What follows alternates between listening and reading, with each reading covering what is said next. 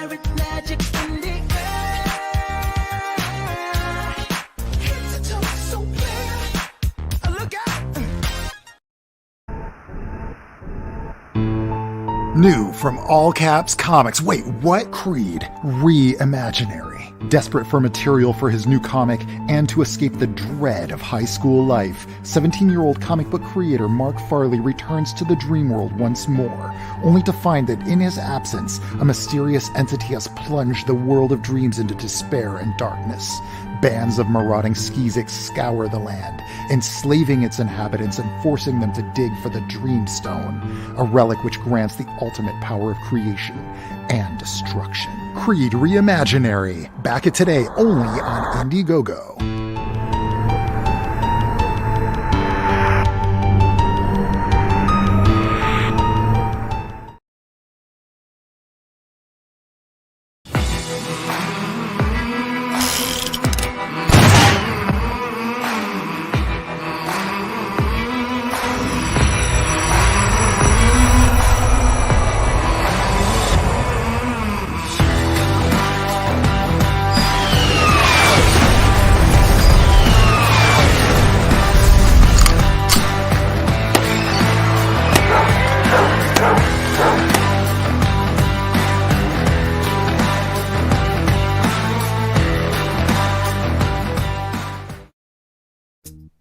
It's finally here, the first wave of Cyberfrog action figures, live on Indiegogo right now.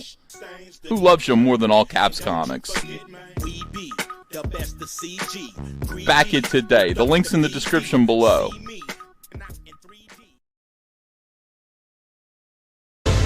Luke Henry, after kicking Monarch's ass to the depths of space, is back on Earth, and now he's looking to save the world from the Fourth World Foundation. Sure, he had help from Penumbra before, but she's not helping him this time. He's got to face it on his own. Look at these four people. He's coming for a villain known as Adonis. He'll do it. You'll be there. Back it now. First Man 2, Learning Curve.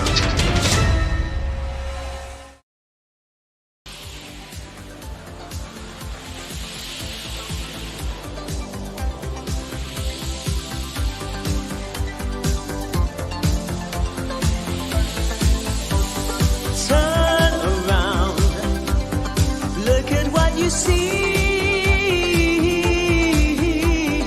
in her face the mirror of your dream. Make believe I'm everywhere. I'm hidden in the light. Written on the pages is the answer to a never-ending story.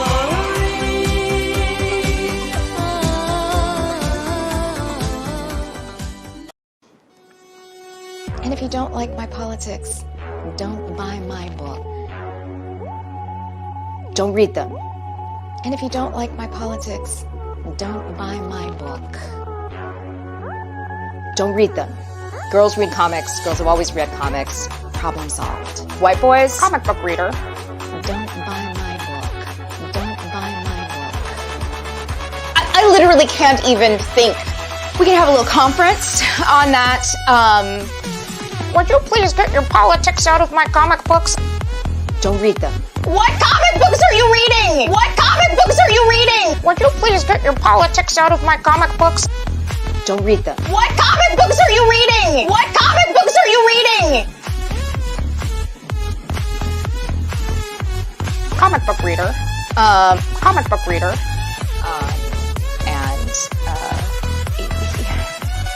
May I curse? White boys, don't read them. We're very worried about comics right now. Independent comic sales are down. Mainstream comic sales are down. Everything in the mid-list is way down. You don't make a lot of money that way. There is nothing inherently masculine of heroism. There's nothing inherently masculine heroism. Girls read comics. Girls have always read comics. Problem solved. Magic! Going into the red on singles and not coming out until the trades. Stores are closing. You don't make a lot of money that way. So, don't.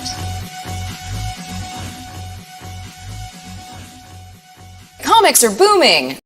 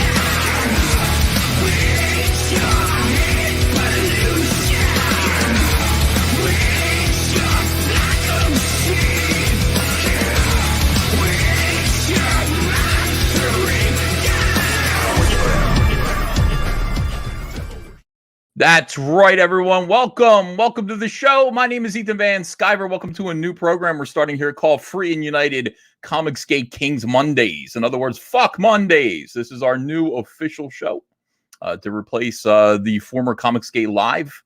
And very excited to have the first episode underway. We're going to take Mondays. I think Mondays at 7 p.m.-ish. Sounds good to me, and anybody else who wants to join me. And let's bring him on in here. Here's Graham Nolan. Welcome, Graham Nolan. Hey, brother. How are you? Fantastic. What do you say I introduce you to a fellow named Mark Polton? What's up, Mark. Kings? The moral compass of Mark Polton. Here's a little Andy Smith. Howdy do. First man. Yeah, thank you. And here is the great teenage idol, Billy Tucci. Teen sensation. You brought a good group of boys in. Look at this. Well, here's another one. Here is RT Bear. All to, right. How you guys doing? It's good to be here. Men among men. Yanzi. Yanni's in the house. Oh And then my Yanzi gosh. It's not You know a what? sausage fest after all. Where is Shane? You can tell Shane to stay where he is, but we're quite happy to have you on the show. It's awesome. At this hour. Yeah, Shane Shane at Davis. this hour, he's always at the gym, so. The what? Welcome everybody. Welcome to the show. It is a privilege to be with you as we take a look at the chat. We got a good 400 people watching right now. Emperor J Bomba fan says Mark is here to lower the age average. Mark, how old are you? I think I might be older than you, Ethan. I'm 48. You are. How come I look older than all of you? I look like I'm up around 40. You're 48 years old? Seriously? Yeah. It's good genes. Am I the youngest one here other than Yancy? I mean, goodness Yes. sakes. Amar God says, am I late to this AA meeting? Well, we are turning it all over to God right now. We've lost control. Timothy Fitzgerald says, should I back Relentless Tin Soldier, Mr. Nolan? What is that? Tucci says yes, you should. Yes. So does Nolan. What is Relentless Tin Soldier? Great campaign. I'm doing a variant cover for him. Hold on a second. Oh, Let there me you take go. a look at this. Relentless Tin Yes. Soldier. I'm always the last to know. Wasn't there a song like that in like the 80s or the early 90s? How's it go? I'll always be the last to know. Oh, The last to it's some I don't know, pop song. Well, you know what? One tin soldier rides away. Billy Jack. Dude, I love Billy Jack. Trevor Bruce You says all this did, is right? for Did you guys Yancy. start fighting each other in the parking lot? You and your friends? We're like, well, I was a little kid, but Uh, I Hold on wasn't a even second. born yet. This Yes, is the you were. Relentless Tin Soldier here. Can rookie Oh, cop yeah. Benjamin Pearson single-handedly take on the corruption of the Coletta family? Like Vinnie Coletta? Like what is yes. he- Seriously? Indeed. Oh, look at this. First venture into comics. Billy Tucci, Shelby Robertson, and Graham Nolan. So all of the best are doing covers here. You didn't turn in your covers yet, did you? Next week. Actually, I did a sketch. I mean, it was a head sketch that he wanted to use for the back cover. There it is. Yes. You know, as part of my last campaign. And I said, sure, you can use it for the back cover. Yeah, I Look did at a these figure handsome sketch. gentlemen here. All right, looks cool. The Relentless Tin Soldier. You know, tin isn't really not really a durable material, is it? I mean, tin. No, It bends easy. Yeah. Well, maybe that's it. He's flexible. He's flexible. Like you can, just have a conversation with him. You know, if you're having an issue with the Relentless Tin Soldier, just nice conversation, and maybe you can work things out. I had the most embarrassing experience in the world today. I spent the entire morning signing copies of Warts and All, the hardcover, packing them up, and then having UPS come and pick up all the domestic ones, and now we're sending internationally via the USPS. So I had my guys. I don't have to do anything anymore when it comes to actually lifting things. It's great. I got these 3 young men. I'm just like, load up my van, and they're like, yes sir, and they load up my van. God, it's awesome. I really like being a boss. So they do that, and I go to the post office, and I've been watching what I eat for about, you can't tell, but for about a month now. You're watching it go in your mouth? I look down at it. I look down at the pie as it enters my face. But I'm wearing shorts, and I'm noticing when I put them on, they fit okay, but over the course of the day, they just get looser. I don't really know why that happens. But I get out of I park at the post office on the back dock, and I happen to notice there are like 2 postal workers. One of them is a female on the phone. I know when they see me coming, I attract a little bit of attention because it's, we're going to unload a whole lot of shit on the dock, and I know they complain about it, but they're professional. Right. So I jump out of the cab of my van, and as my feet hit the ground, so do my pants. What? And I mean, just boom, straight to my ankles, my shorts. And I'm just sitting there in my boxer briefs, which are red, so they're very noticeable. I'm wearing red. And I didn't even know what hit me. I didn't even know what happened. It was like something out of a Three Stooges movie. And I, as quickly as I could, and with all the dignity I could muster, just like yanked them back up again.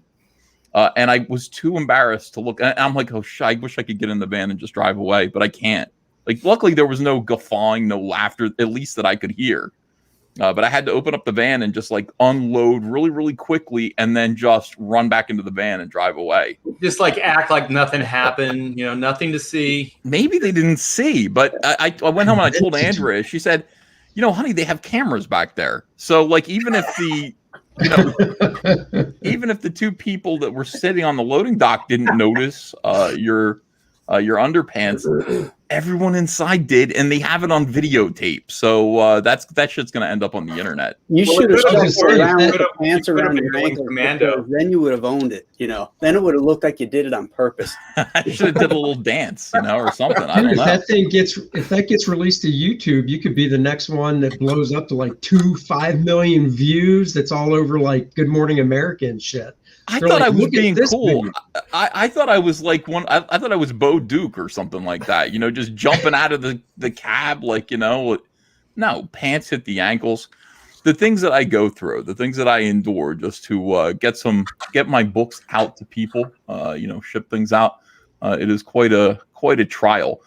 Today's been a pretty good day because the Cyberfrog action figure campaign is sitting pretty.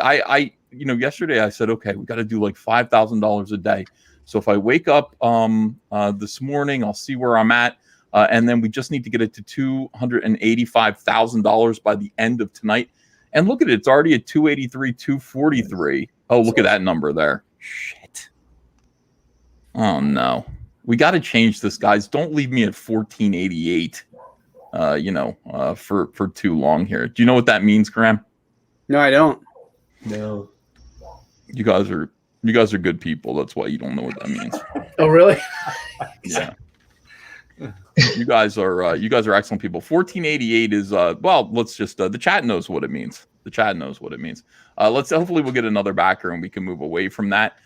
Very happy to see a lot of progress on all the campaigns that we're supporting. Earthbound Part 2 is getting close to 50,000. Narwhal definitely deserves it. Yes, he does. Downcast is also funding. I think it's gonna. Is he closing this down soon, or is he gonna leave this in demand? The great Clint Stoker reading a lot of. Not too long ago. it didn't. It didn't. Was that June 26th it ended or July 16th. 16th? Yeah. Oh, July. Yeah. So he's doing okay, I guess. But I'm not sure when he's going to close it or what he's doing with it. But if you haven't backed Downcast 3, make sure that you do and get the second one and the first one as well, which are also available on this campaign. Clint always seems to get like an iconic visual. That shot of the diver with that giant shark in the background. Yeah, that's a great man. That is iconic. Look at that. What would you do if this were you? Just pray. That's a nasty way to I'd go. have to open up the back of my dive suit and let the turd out. Are you kidding? I was just going to say, I just poop right inside that dive suit. Give that shark something else tasty to chew on. Yeah. That's just that's not going to go well. It's bad news. So this is a very, very cool book, cool image. Make sure that you back Clint Stoker, who's now reading and watching a lot of horror things, so that he's getting ready to do Dracula, which should be pretty exciting. Snowman by Matt Martin, also doing fantastic business. It's now at 101, and he is safely in the six-figure young lady club. We got to get all of you in the six-figure young lady club. I think Graham Nolan is pretty close to be in there himself. Mm-hmm. Trent Kanuga. I want to join the team. I want to join the club. Well, you belong there. You honestly do. What did you think of our new remixed trailer for your I wanted to mention that because I really liked it. I like the sound effects and stuff that were added to it. It's got a lot more timbre and oomph to it. All right, let me show that again. By the way, $10 super chat, that ain't cheap, from the base Clef 626 says, hey, EBS and panel, with my previous financial burden gone, I backed Starlight Cats, that's good, Cash Grab, Cyberfrog Toys, Snowman, Cold Day in Hell, Creed with the head sketch, and Charlie's London. Love you all, take care. Thank you. Yeah, thank you. That is a tremendous amount of support. We really appreciate you. We can't get these books funded without you guys. So, absolutely thank you for supporting just about everyone. Here we go. This is Graham Nolan's new remix trailer for Alien Alamo.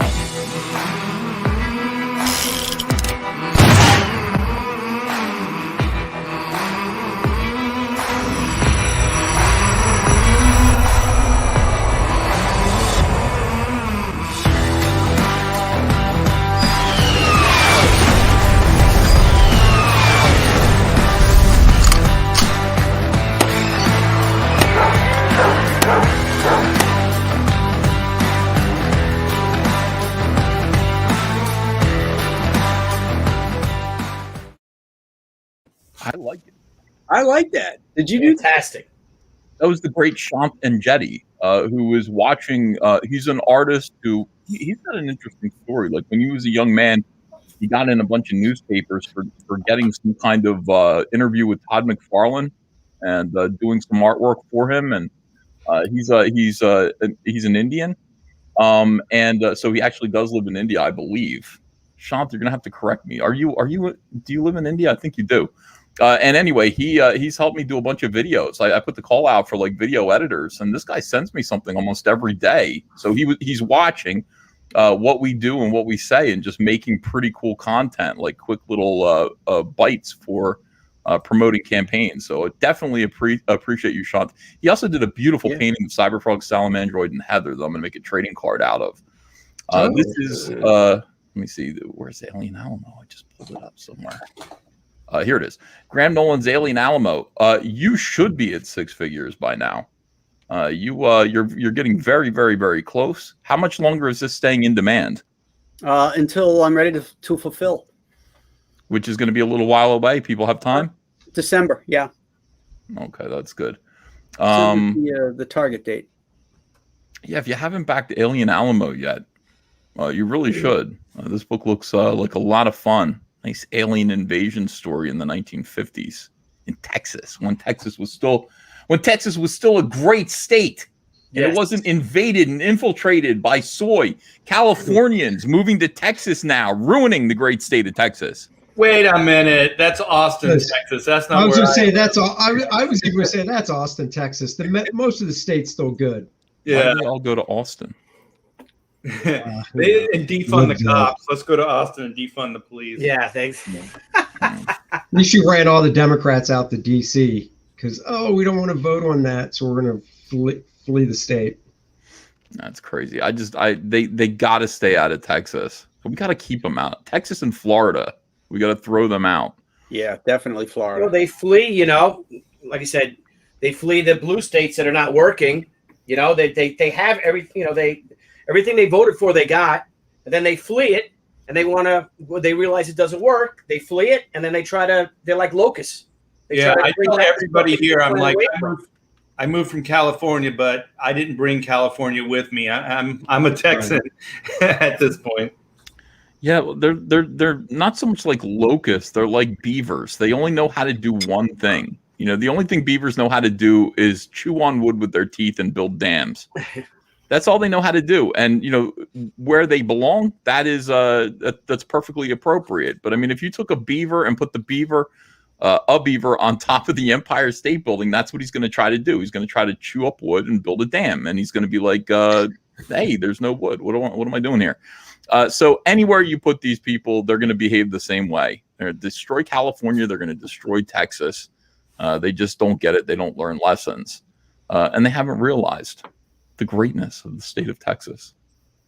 That's right. I'd like to move there. I'd like to move to Texas if I didn't think it was becoming. We keep hearing these threats that it's going blue.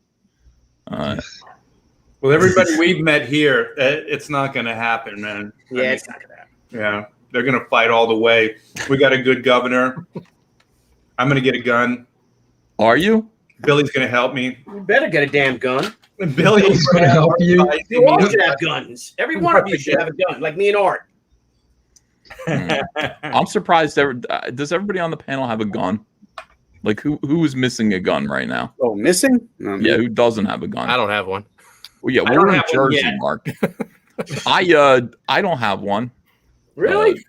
Is it really tough in Jersey to get one? Yes, it's very tough in Jersey to get one. This is all you need to do is get yourself an M1 Garand battle rifle. It's legal in New Jersey. You can get one. That's a World War II rifle. Yeah, but we have one, Billy. There you go. You know that, right? We have a vintage M1 Garand. Excellent. No, we don't. We don't have that. Not at all. You we need don't that. have guns. Yeah, everybody should get a gun if they can, especially Yanzi.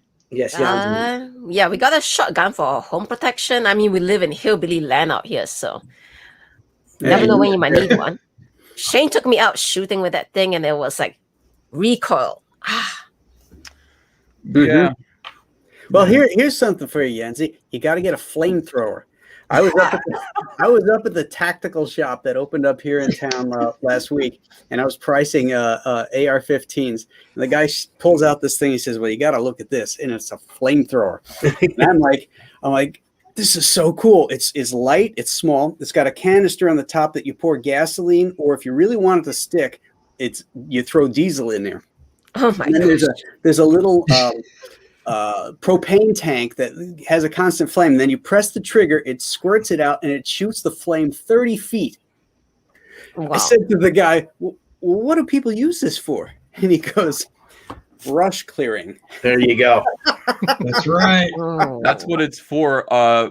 I've got I do have an anti-tank rocket launcher, but that's because it's for my own protection. I don't know when I might need to shoot down a police helicopter. Not really sure. Flamethrowers are good just in case the people that you're trying to kill run into tunnels. If they go down into the storm drain, you want to be able to flush them out with a flamethrower. Get the job done. Welcome, Fregaboom. Welcome, Aaron Lepresti. How are you, gentlemen? I'm doing great. I want to take a moment real quick. Cat Mom, congratulations. Oh, that's right. Oh. Yeah. Congratulations. I was going to ask, how are you feeling? Big. Yeah. I think that's the only way to describe. I'm waddling around the house now. Wait till you see what it does to your boobies. Whoa. At this point, I'm just more concerned about the size of my belly. Yeah. Yeah. It's a normal thing. It's a normal Did we all congratulate Yanzi? I mean, we've known about this now since Father's Day. It's been a month. We're following this pregnancy. We're pretty excited about a little Shane coming into the world. Well, it's a little girl, so I don't think it's really a little Shane. So. Oh. Shanny. It's Shanny. Little Shauna? Little Shauna? I don't know. I mean, we have some names we're thinking about, so still thinking. You're not gonna. Are you gonna tell us? Or are you gonna? Why don't you give us 5 or 6 names that you're thinking about, and don't tell us which one is the one that's leading? Can you tell us? Honestly, we have so many on the list. We don't even have a. We're trying to narrow it down. So at this point, the list is more like 5, 15, 20 names even at this point. So is Rex on the list? Well, no. I mean, it's a girl. Glorious Rex. Rexine. Rex in effects Davis would be the coolest name. Rexina? Rex in effects. Yeah, man. Rexina. Joe M. Sontag, thanks for $10. That ain't cheap. Hail the panel, hail the chat. COMICSGATE is the best place for fans and creators. Let's never take for granted the ability we have to freely create here. You all are awesome. Now hold on a second. To that. Every time show at 9. All right, I'm putting Yanzi up here and Mark Holden down there. So when the super chats come in, we can cover Mark's face and Fraggy's face and Aaron's face. That's a good idea. That's Yanzi. a good idea. Yeah. Keep the pretty up there. Yes. Projects Done Poorly says, Uncle E, what? And by the way, $10. That ain't cheap. What That top is 10 COMICSGATE, I think you mean, CC, book should I invest in? Thinking Alien All of Alamo, Downcast, need help on 8 more. Also, what bottom 5 comics are best? Besides Cecil's book. I can't really say. I shouldn't pick 10 because coming from me, that's going to seem, not nice. Even with the, I'll be helping the 10 people, but I'm sure I'll be excluding some other people, and that's going to, hurt some feelings. Well, I think Cyberfrog would be one of them, right? Yeah, I would definitely recommend my own campaigns, of course. Please do back the action figures. That's the first thing. Even though it's not a comic book, would you buy a Cyberfrog action figure? I would very much appreciate you. We got to get those things funded. And my wife Pamela, we were going to lunch, and she's like, "Are we going to get one of those cool Cyberfrog action figures?" And I said, "Hell yeah, we are." Yeah, I hope so. I hope that you do. Yeah, I mean, Cecil and Anna got big boxes from us today, which I'm pretty excited about. They're going to make opening streams of the warts and all boxes they received. Awesome. So, yeah, let me see. Emperor J. Bama fan, $10. That ain't cheap. Says, I'm taking Tucci for the block. So you are the right in the middle of Hollywood squares right now. I'm all in. Blaze87 says, good to have you here in Texas, Art. Love it here. It's beautiful. And the bass clef says, Black Flag Pineapple Perception is next on my list. Amen, brother. Thank you. Dan, how are you doing? So, you and I are both in a situation here where we got to get our freaking books done. Yes, sir. I'm like, it's like boot camp. I told Andrea, I just said, I'm drawing. Like, I'm going to be down here drawing. That's it. Yeah. And I'm making a list of the pages that I still want to draw. I wanted to do a double page spread where the Vespis are just eating a whole flock of human beings. And I've wanted to draw that for so long. And I know it's like, it's like the budget. Time is, when you're making a movie, money is the budget. When you're making a comic book, time is the budget. So I actually had a call. I had a nice phone call with Eric Canetti yesterday where we were just talking about economy because I had gone through a book that he'd done called Chrononauts Volume 2. Mm-hmm. And there's a lot of very big shots, a lot of detailed shots in that book. But Eric has a way of really putting the detail where it matters, and everything else kind of falls off in a very classy way. And that's, I come from the school of Art Adams, Todd McFarlane, Michael Golden. So I want to put the bricks on the buildings in the background. But at a certain point, you got to start going, well, it is a time thing. It's a budget thing, and does it really matter? Do those bricks matter to the storytelling? Do those bricks matter? Yeah, I think that I think when you're on a monthly schedule, like that's something that really is a major consideration. Like, what corner can I cut wherein the story is still being told effectively? It might not be as pretty as I want it to be, I don't want to cut any fucking corners. None. There's a fine line though, right? So we on the professionals, we had to draw this Rocketeer, and I got a call from a Facebook message from somebody who said, "What are you going to do with that when it's done?" And I said, "You can have it, man." And I looked at it and I realized, like, man, I still got to draw a hand. I still got to do all this other stuff. So I put the backhand in shadow, right? And it saved me tons of time, and it actually looks better because it's in shadow. Yeah. You know? So sometimes that time-saving stuff adds a little bit of sophistication to it. So best of both worlds. You know, when we're doing when we're making a comic book and we're trying to figure out what it is that we need to do, sometimes we need to I don't know, just think very carefully, think like animals, think like wolves. I was raised by the wolves, ate till they full, run through the night, playing with your life, going against the pack, that's risking your life, better play it right, yeah, you better play it right, I got loyalty and blood. Welcome, John Malin. John That's Mayer. a jam. Glad to be here. Hey, John. Fucking jam. What's up, Malin? Yeah, I just caught the tail end of what Dan was saying about bricks and like how you make them disappear. And whenever I think of that, I always think of like Silvestri, and like you can do it. Like, you know, a lot of people when they start dropping out bricks, it looks like crap. Like there is a way of doing it and making it look well. And as long as you make everything look well, you can do whatever you want. Same with when you're silhouetting something. There's a lot of people that'll silhouette something and it'll look like crap, or they'll just be phoning it in. But then there's an art to it as well. And if you can always pull off that execution, then you can get away with just about whatever you want. Or just be like John Byrne and do a killer establishing shot, and then the rest of the scene don't show any background. Nah, Yeah. man. Nah, Franco wrote a book about that, like storytelling. Which one was it? Franco's The book. Which one was it? Because he's The got one a of them couple. smoking on the cigarette on the cover. Ah, the noir. It's Yeah, like red and he's black. got great tips for that. Great Yeah. stuff that'll save you tons of time.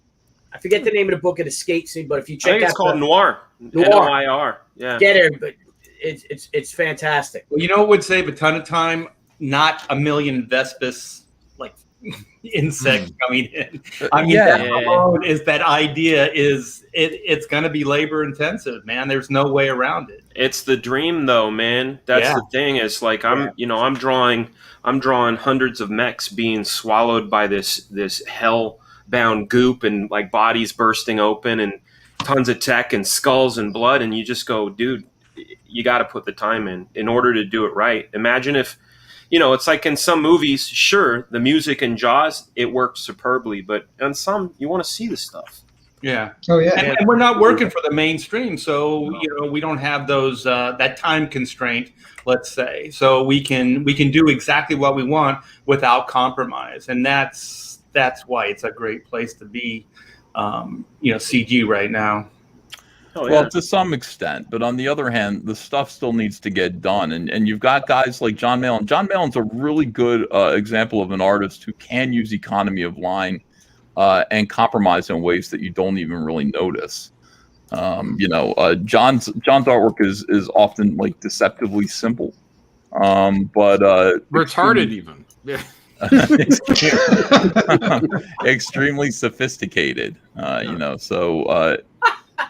Interesting. I would like to. You should run like John probably has the best way to get it done in the shortest amount of time. Lazy. I would think. Lazy. You think that's lazy? John needs to write a book. They're just giving him shit. Yeah. All right. So in any case, I would love to do that. Everything has to be Ben-Hur, but it doesn't need to be Ben-Hur over. At some point, you do have to remember it's not necessarily big budget. Everything doesn't have to be everything on the screen all the time. But God damn, I want more time to just do what I want to do. Yes. That's why I'm heading out to Somalia in the next few weeks, to supervise the monocle delivery. We're going to get these kids trained up drawing bees and rubble. They're going to save us a lot of time. 2020 by 2030, guys. You're giving away the we were supposed to be doing this out of the goodness of our hearts. You're giving away the little agenda behind it. If you think Somalian kids don't need monocles, you're only seeing half the picture. Together with you, Visionary Aid can end anisometropia in Somalian children in our lifetime. Somonocles for Somalia. One heart, one vision. Let's make these kids 2020 by 2030. And I'll tell you all about it when I see you again.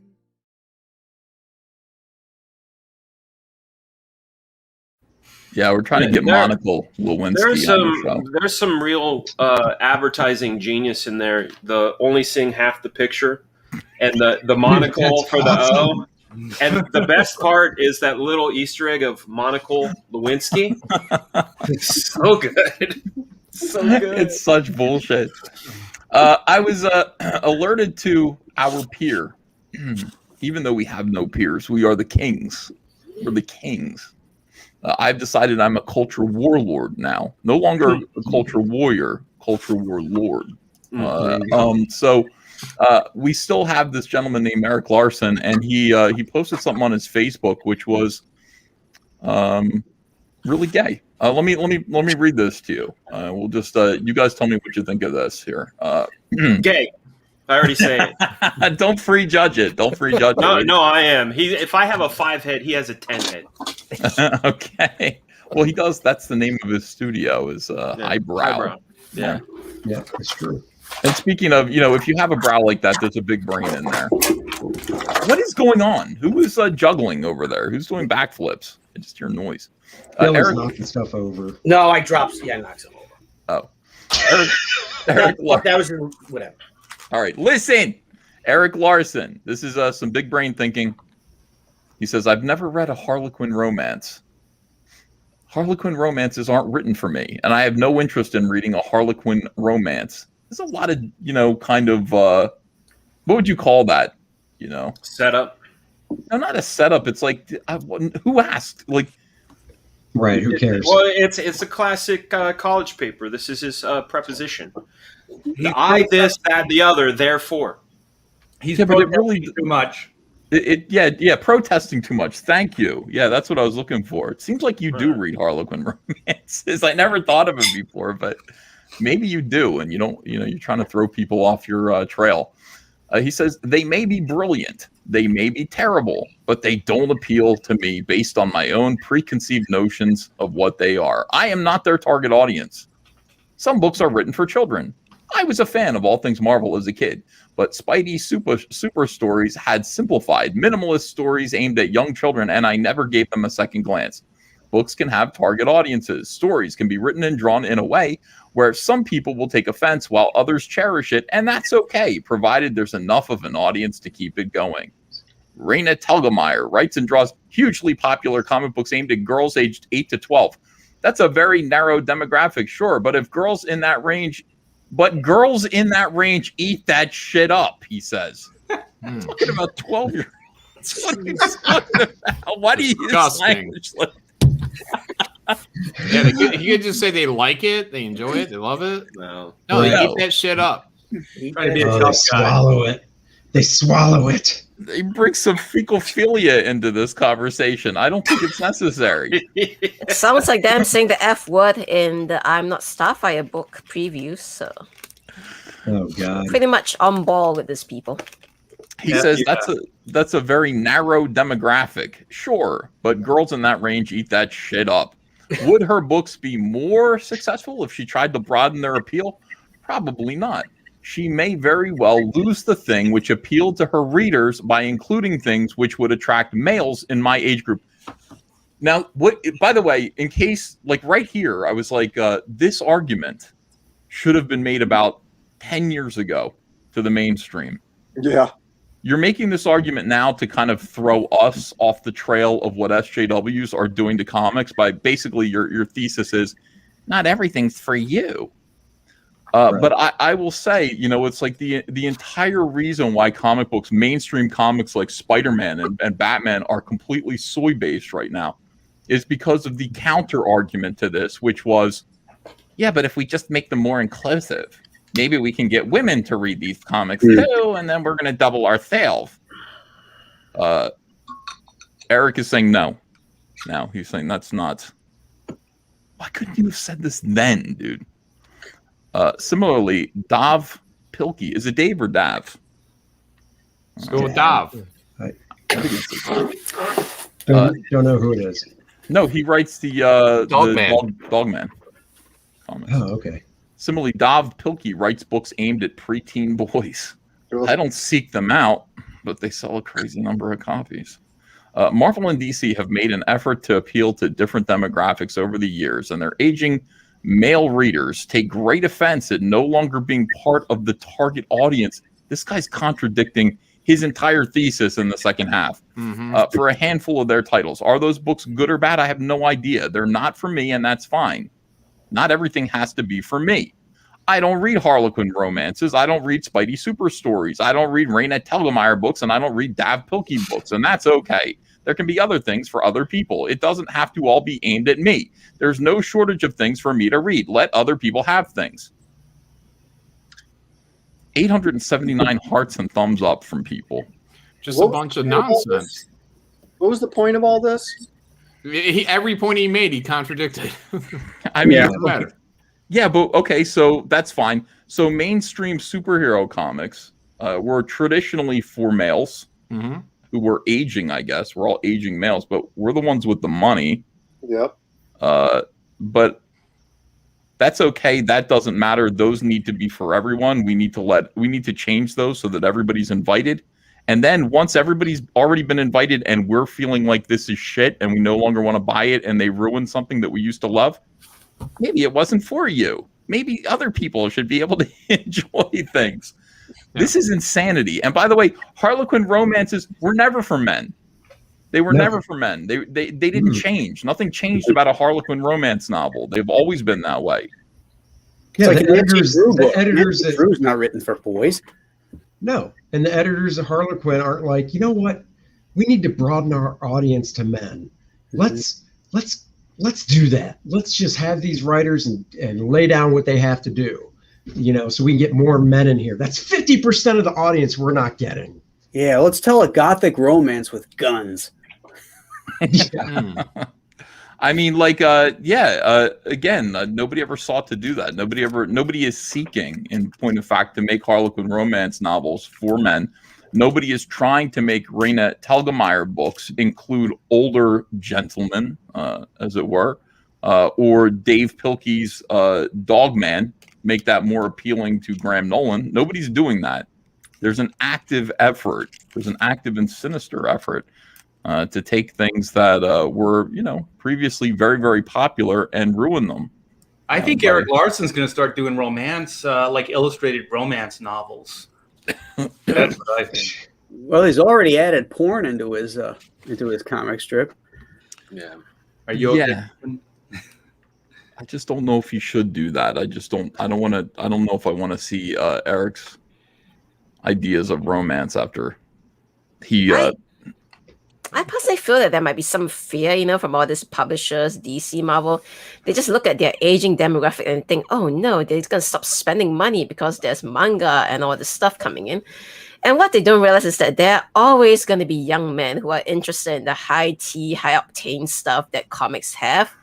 Preach. And they're just so worried that this group is going to age out and never come back, and they don't try and get the new young men coming in and say, no, we have to try and grab more than just young men. We need young women too. But here's the thing, you see, people like me who read comic books, I came in because I liked those comic books the way they are. I didn't like it because, there's a romance in here between this character and that character and all this stuff. So you want to change it and make it more girly for me, I guess. Maybe I'm just not that interested anymore. Well, also, if romance novels are for girls, then superhero comics were mostly for men. So why is that not okay? Or little young men? Thor Odinson says, Fabio on the cover of a Harlequin romance firing a minigun at a horde of aliens. I'm sure that'll bring in all the female readers and new male readers. His shirt would have to be open, and it'd have to be a hot girl holding on to him with her hair blowing in the wind, too. Yes, and his hair blowing in the wind. And his hair, of course, yeah. And she needs to be on all fours with her rear end aimed at the camera. He needs in a string bikini. He needs to hold the gun near his crotch, and she needs to assist. Yeah, we can fix things. I mean, we can keep the basic layout of a romance novel. We just need to change a couple of things to make it appealing to us. And I think we can get Boris Vallejo so he can paint it up for us. Oh, Boris Vallejo, that sounds good. So I don't know. There's this general sense of, and I know this is the thing. Like Eric Larson knows better than this because he's like old school comics. He really knows. There's a lot of just cognitive dissonance in everything that he's saying. Like he's even confused about what's happened to comics. You know, you can tell. It's like I could read that in 6 or 7 different ways. It's a good thing he's not helping run a comic book company like Image. Yeah, for real. We've read comics, and comic fans have been here, and they've been saying, hey, you guys, these are ours. Get the fuck out of our space.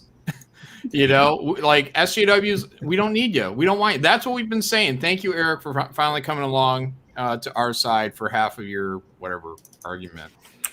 Yeah, that Fabio book could be called "I Can't Believe It's Not Soy." And I loved you in Hills Have Eyes.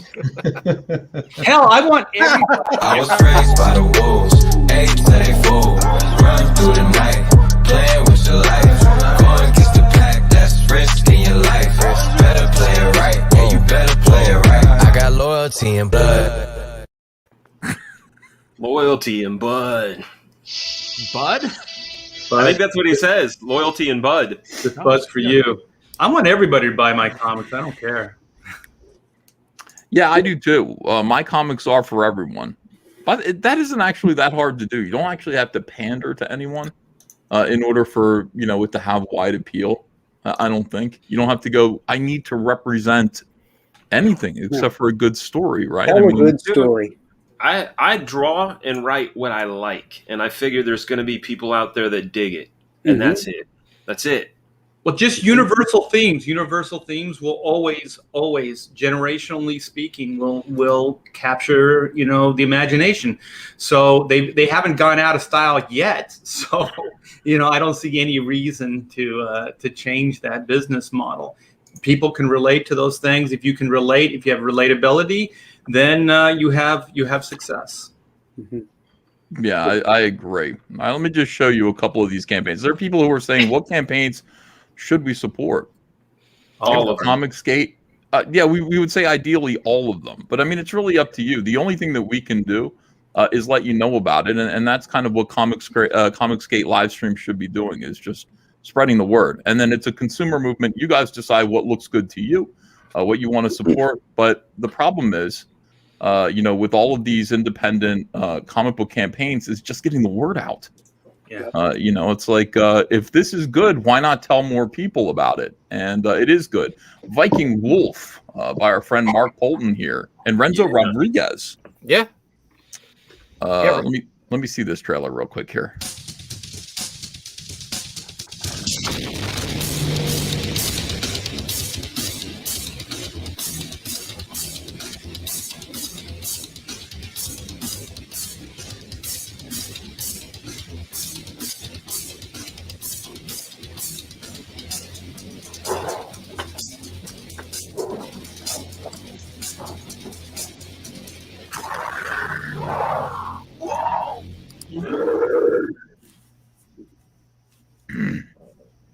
I was raised by the wolf. Viking Wolf Book 1. Mark, give me a little pitch about this. Sure. Viking Wolf is about Prince Gunnar, the protector of the Moonshire. He protects his people with the Blood Hammer, which is powered by the blood of his enemies.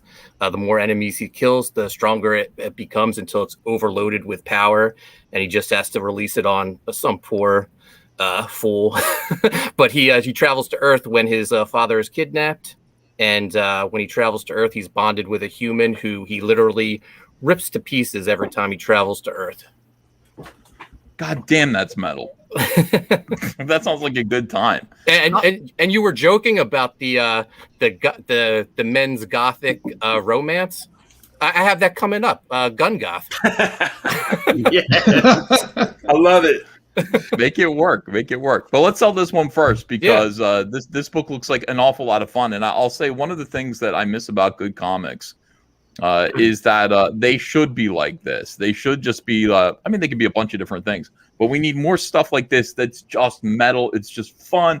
It's just horror. It's just great visuals and just rock and roll. That's Viking Wolf book 2. Congratulations for getting over the 20,000 mark. That's 5 figures times 2. And you're one backer away from 300. So, yeah, nice. Thank you. Congrats. And everybody in the chat, think about supporting Viking Wolf book 1. We had a little bit of a foot race going the other day between Viking Wolf and Lumino Vox by our dear friend Jose Garcia. And looks like Lumino Vox beat you to the finish line there with the 20,000. But look, let's go to 30,000. Let's see who gets 30,000 first. Hell with it. Sounds good. Yeah. Lumino Vox. This is amazing.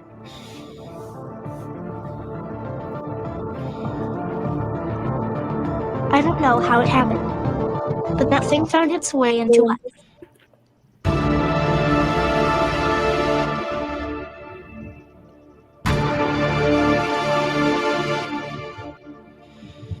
I see a badge. It took everything from me. I'm not sure how, but I'm gonna take it back.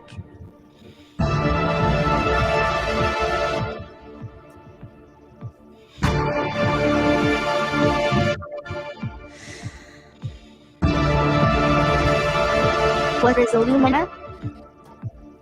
If you want to know, find out by backing. Only on Indiegogo. That is a trip and a half. It looks so good. It looks like mushrooms, man. Yeah, Jose Garcia is another kind of Kyle Ritter fellow when it comes to just, look, I'm going to animate my own stuff and do this all by myself. This looks like an awful lot of fun. And by the way, it looks like it's okay for everyone. Like, even though it's got monsters in it, it's got violence, but it stars a little girl. It looks like you could give this to anyone. So back Lumino Vox today, and let's see. Let's put on the foot race to get to 30K between Viking Wolf and Lumino Vox. Yeah, I hear all the time people saying, "I just want something original. I want something that's not like anything else." This book is original and not like anything else. So if you find yourself saying those from from time to time, this is definitely your book. Hi, Andy Smith. How are you? Hello. How are you? We got you another couple of backers here. Andy Smith's First Man Part 2. The sequel. This is the sequel to First Man. Let me play the new remix trailer by the great Shantan Jetty. We love Shantan Jetty. Check this out. Luke Henry, after kicking Monarch's ass to the depths of space, is back on Earth, and now he's looking to save the world from the Fourth World Foundation. Sure, he had help from Penumbra before, but she's not helping him this time. He's got to face it on his own. Look at these 4 people. He's coming for a villain known as Adonis. He'll do it. You'll be there. Back it now. First Man 2, Learning Curve. Wow.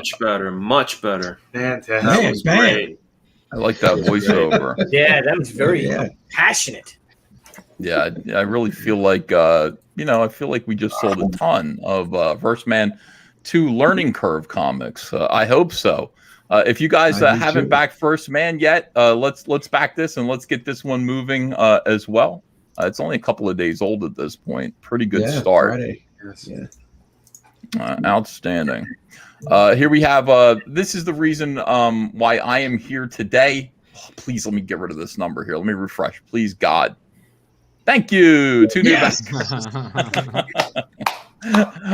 280,000. We're hoping by tomorrow morning we have $285,000 in funding as we move forward towards our incredible $400,000 goal. I asked yesterday, I said, I don't think anybody's ever done a $400,000 goal. I don't think anybody's ever done that. Has Todd McFarlane? And they said, no, Todd McFarlane, his was 100,000. And I was like, that makes sense because I'm doing 4 action figures and he's doing 1. It's like $100,000 to produce each one of these toys. So we're on the same page here, me and Todd McFarlane. Anyway, we're looking to get $400,000 in funding. I could have just done it one at a time. I could have John, I could have done just Cyberfrog. I could have done just Heather. Yeah, why wait? Because I was raised by the wolves. Right. You know? That's why. Just like you. Well, let's do it all at once or not at all. Let's get it done. I don't want to do 4 different campaigns for action figures. I just want to do one and then another one for other action figures a little bit later on down the line.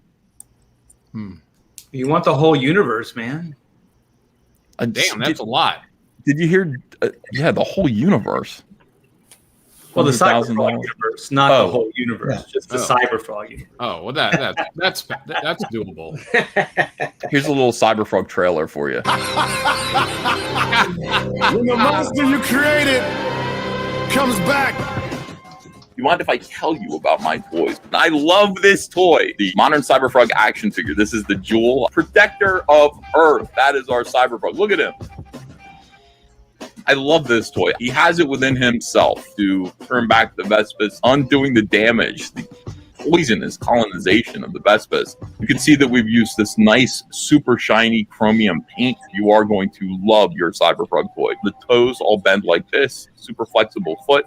People wanted an ankle rocker so that the foot can go back and forth. We did that as well. We added the ankle rocker. This is all of the articulation that's available for this toy. Now, if we get to $400,000, this is what you're getting. We've set this campaign up with stretch goals, a nice honeycomb stand display with articulated arms. This will get included with your toy. At $450,000, all of the toys get one. At $500,000, we're going to give your frog a total of 3 sets of hands. We've got them sculpted here. Gripping hands, and then he's got fists as well. Of course, there's also the additional chicken fist, which those people who signed up for the early email notifications list will be receiving. $600,000, I love this. Let's give your frog an extra swap out head with a toothy grimace. $700,000, this we have to get to. Let's give your frog a nasty bee stung swap out head. Ouch, anyone have a band-aid? Look at the stinger right through the bottom part of his jaw. But your kid is going to love it. And by the way, these toys, we're going to put them through a process so that they're going to be okay for your kid. They're going to be rated for 14 and up. If you've got an 8-year-old, a 9-year-old, we're going to make sure that these toys are okay for them too. At $800,000, and this is as far as we've gotten, $800,000, let's give your frog some firepower. If you remember Blood Honey, Cyberfrog hooks up with Chelson, rapid evolves him just to show him a sample of his capabilities, and he grows a gigantic arm cannon. We've made that cannon. We've made that arm cannon as an accessory, and you will get that added to your package if we get to $800,000 for Cyberfrog. Amazing. Amazing. Amazing, everyone. Amazing. Cyberfrog action figures available now only on Indiegogo. As we continue to lead the way in crowdfunding, COMICSGATE shows the way. Independence rise up. That's us. That laser arm, we got to get to that stretch goal, man, because that thing looks cool. Let's do it. Let's get there. Back Cyberfrog action figures right now, right this second. Just choose one if you want to. Or you could choose all of them, and you can get the opportunity. And what an opportunity it is. Boy, is this a lot of stuff. This is a big, huge campaign here with a lot of images. To get the very rare and only available 2 different ways. Right here, the variant edition, all caps comics, Heather Swain. Look at her in that white shirt. All caps comics, torn up. Yeah, you can get this variant. Hold on, I'm going to see like how this is doing. We've added articulation, of course. I mentioned that we've added some articulation to it. Items report. Let me see what's winning right now. Cyberfrog action figure. We are now over 1,000 Cyberfrog action figures sold. 1,037. 941. Heather Swain is in second place, but she's actually doing better than that because variant Heather Swain is at 656, so she's more like 1,500 sold. Interesting. No, she's like 1,600 sold. We've sold 1,600 Heather Swain figures. She's very close to paying for herself, which is nice. Quite unlike a woman. Going Dutch. Going Dutch. She's paying her own way. Beautiful, beautiful. Thank you, everyone. It's just so far very, very good success, and we're just going to keep pushing on from here. Other toy outlets have shown interest in stocking Cyberfrog toys.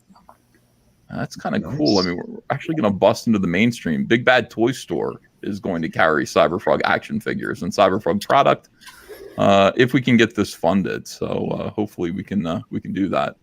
Do you think they'll get attacked? Do you think like SJWs will come after Big Bad Toy Store? Ugh, no, not really. They don't have any. They don't go to stores. It's not online. They have to leave the basement. It's an internet store. It's an online store. It's not like a real. I don't think it's a brick and mortar. Do you think they were just window shoppers? Do you think they do that, like pine after things they can't have? Well, you gotta have money to buy something, right? And you have to have a job to have money. You have to have a job that pays. That's true. Well, they probably would want to try and maybe do one of those change petition things and say, oh, we are going to petition to say, get this evil Yahtzee man's toys out of this store. And Big Bad Toy Store, being a business owner, they'll probably be like, you know what? No, there are a bunch of people here are buying this stuff from us at markup prices. And we're not going to talk to a bunch of people who just, You see, here's the funny thing. When you talk about online stores, they definitely have a record of who was a customer and who wasn't a customer. And it'd be pretty easy to match up the names to say, yeah, these people used to buy our stuff. So maybe we should listen to a customer. But if all the people who come up and say, we're going to do this petition and we do, and they are not customers, they'll be like, no, we're just going to sell it to people who actually are interested. Yeah. Hopefully that, these places do research like that a little bit. But so far, it doesn't seem like they actually do. I mean, they kind of just kneel because it's not about like business. It's about how can we stop people from harassing us. That seems to be the main thing. And that's what SJWs understand. People just don't want to be bullied by them. So more worried about that than paying their rent.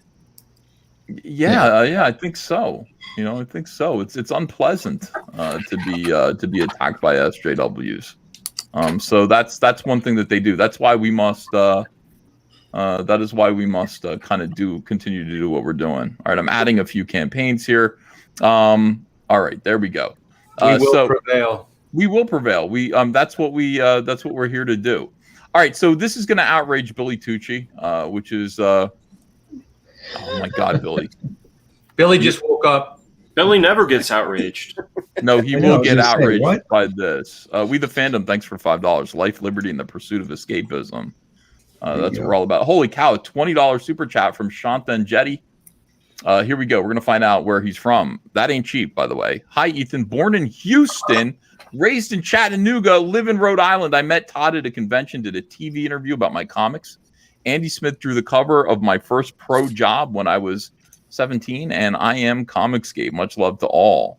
Look at that monkey he painted. That's his artwork. So he's good. Yeah. He's really good. Yeah, he's really good. Vin Diesel says SJWs are strong, but COMICSGATE is family. That meme I love is those so memes. old. I love those memes. They're great. Memes are great, dude. Lord Ravener, that ain't cheap. $10. She omnibus tomorrow. Tell us more, Teen Sensation. Turn your mute off. Oh man, turn the mute off. Damn. I just texted you about that. No, I'm psyched, man. We launch tomorrow. So psyched and nervous. Here it is. If you guys don't mind signing up. I don't know if you guys are on live. Ethan, if you're streaming tomorrow, I'd love to do it on it. Do it on here. Launch this sucker. Mm-hmm. And I'm psyched, man. I just got all the files from Mindy Lopkin, my designer, all the interior pages, and they're all done and laid out, and everything's ready to go. So we'll be fulfilling this quick. Send it to the printer while the campaign's still on. And I'm terrible at these things.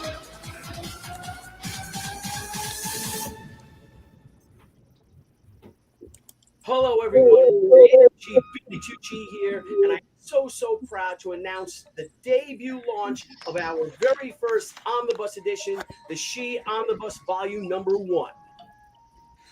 The groundbreaking masterwork that literally changed the face of the Bad Girl Revolution returns in this premiere formatted 500-page full-color hardcover edition, collecting all 12 issues of She, Way of the Warrior, the 3-part interlacing Tomoe miniseries, and the 48-page She vs. Tomoe, celebrating the 25th anniversary of this epic crossover classic. Yes. This modern-day Sohai warrior saga introduces Ana Ishikawa, a young woman born of two cultures and who was drafted into a shadow war that has existed for over 500 years. In this complete full-color omnibus, we follow Ana as she begins her violent assault on the Yakuza Oyoban Masahiro Arashi. But after several fiery clashes and witnessing the grieving children of those she's slain in battle, Ana turns away from the sword. Now the hunter becomes the hunted, as Arashi seeks his own revenge against this faceless assailant. And his answer is Ana's family's centuries-old enemy, the Naran Sohai, led by her best friend, the assassin Tomoe. Heartbreaking twists and exhilarating turns ensue as Ana's mission unravels into one of blood and madness, whose culmination's only salvation is mercy and forgiveness. But wait! There's more! We're also offering lots of other She-related items, including original art, prints, shirts, commissions, and special editions, including the ash can to She's next great adventure, launching this October, She Sakura. And the best news is, this entire collection is complete and ready for press. We just need your help to get it funded. So please join our crusade and harken back to the days when comics were fun and thought-provoking. So please pledge, please share. Thank you for 25 amazing years in comics. And remember, we're all in this together, and we're all She's strong. Salute. Beautiful. I'm terrible at this. That thing should be a minute shorter. Well, you gave me an idea, though, Billy. You should do an AAT ash can of just shots of boobs and butts and call it an ass can. Dude, I'll do an ass can. Heck yes. I didn't know you had an earring, Billy. I didn't notice it before. Yeah. You got a little loop in your ear now. I had 3 holes actually in my ear. Remember, I was a teen sensation at one time. That's right. That's true. I got the same thing. I'm not wearing an earring, but I had them when I was a teen as well. So that's interesting. I've just never noticed that you wore an earring. Yeah. I put it in time to time. Debbie likes it. You know, like they say, happy wife, happy life, right? Yeah, she wants you to be a rock star. She likes that, completely yeah. understood. Yeah. All right. Here's what I wanted to bother Billy with. I'm pretty excited about this. Now, Billy, if I could just assign you, without even asking your opinion, your favorite superhero, mainstream superhero, Okay. it would be Captain America. Hands down. That's what I'm going to say. Here's what Marvel's doing with Captain America. Did Captain America betray the United States during the Vietnam War and kill American soldiers? What? What is this? Are you kidding me? Is this legit? We're going to find out. I mean, it's bounding into comics, so you know it's 100% factual. You know, so we'll read this and we'll see what's what. But you know, listen, Captain America, he's about, you know, sometimes he knows better than the president of the United States or, you know, our military, and sometimes he has to betray. Is this an insurrection? Would this have been an insurrection to do this? No. I'm not sure. The recently published Fantastic Four Life Story #2 is currently making the rounds with a number of people claiming that Captain America betrayed the United States of America during the Vietnam War, with some even claiming that he killed American soldiers. Fantastic Four Life Story 2 is written by... Is that a cover? Yeah, we'll look at it in a second. It's written by Mark Russell, so I'm going to say... Mark Russell. Holy shit. With artwork by Sean Izaxi. It's not his fault. Is he complicit? I think maybe he's complicit. It's not his fault. The story follows the Fantastic Four and other Marvel heroes during the 1970s. You're just sitting there going, oh, I'm going to get a little 1970s era Fantastic Four here. And what you That get artwork instead... doesn't look like it's from the 70s. It looks more like it's from the 50s or something, 60s. Yeah, like this atomic thing. Yeah, that's all the theme of it. 1950s. We were past that in the 70s. Everything in the 70s was a flower. Like it was like a flower shape, you know. It was colorful. Dayglow. Not on the comic cover. It was gay. The official description from Marvel reads, The story of Fantastic Four's lives in real time continues. Set in the 1970s, the heroes struggle to find their role in a rapidly changing world. Sue continues to fight for social causes. Is that what she's fighting for when she's beating the shit out of Dr. Doom? Social causes? You will use my pronouns. It's woman, not girl. I'll make your penis disappear. Set in the fight for social causes. Really? That's what these people think that superheroes are doing? Fighting for social causes? Here's a nihilist. Nihilist. I got to remind him that Black Lives Matter before he undoes the antimatter universe. All right, let me see. Reed becomes increasingly obsessed with preparing for the impending arrival of Galactus. That is what you need to name your kid, Yanzi. Galactus. You and Shane. That is the name. Galactus Davis. And if you want it to be a girl, call her Girlactus. Oh, Galactus. Oh, We're my preparing for goodness the impending arrival. Boom's got it. Well, I got nothing. All I can do is run that by Shane and see what he thinks. He's on board. I'm telling you, he's on board. All right. So creating tension with the Four. While the story predominantly focuses on the Fantastic Four, there's a brief moment where it gives us a glimpse at what some of the other Marvel heroes, including Black Panther, Namor, and Captain America, are doing in the 70s. Let me see. Source. So Galactus is just creating tension with the Fantastic Four. Like that's. I'm surprised. I'm surprised with Galactus coming to eat Earth. They're just not going here. Take us. We're destroying it with climate change. Just take us now, please. Well, into it. Can't we find out what the heroes were doing in the 70s by actually reading the books from the 70s? Wouldn't that tell us what they were doing? There you go. Isn't that what Marvel Essentials is for? So we can go back and see what they were actually doing in the 70s? Do we need this story to tell us what they really were doing?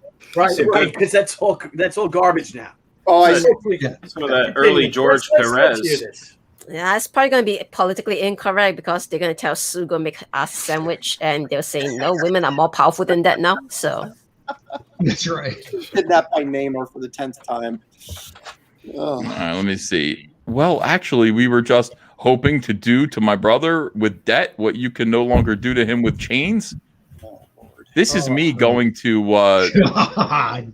Hunter just got his house, by the way, so I'm going to be going to his mortgage broker and giving him the same speech. You know, I might dress like this too. It works. Wear your shackles with your chain on it. Yeah. Hoping to do to my son with debt what you can no longer do to him with chains. All right, let me see. Sue Storm, as the narrator details, the world was a mess. So heroes started acting on their own, doing whatever seemed right to them. Because when you can't trust those in charge to do the right thing, who else is there? God. Right? I mean, trust Galactus. That's right. Well, Galactus is yeah. With Captain, God is actually, Jesus is real in the Marvel universe. You know, he's actually there. He's real because he met the Ghost Rider in the 70s. Yeah, he saved the Ghost Rider. Yeah, so Jesus is actually in the Marvel universe. I don't know why Jesus isn't doing anything. He's in the Marvel Universe handbook. That would be hilarious. I think he is. Is he in there? Yes, I think they call him the friend or the stranger or something like that. Not the stranger, but he's not talking about the dude in the white robes, are you? That looks like Jesus? That's the Beyonder. No. There's another. That doesn't look like Jesus. That looks like Barry Manilow. Yeah. Yeah, no, not the Beyonder. I'm not talking about him. Yeah. Yeah, it was supposed to be Jesus. It was Ghost Rider number 9. Yeah. Is that the one with the devil on the cover? Yeah, Satan's in it.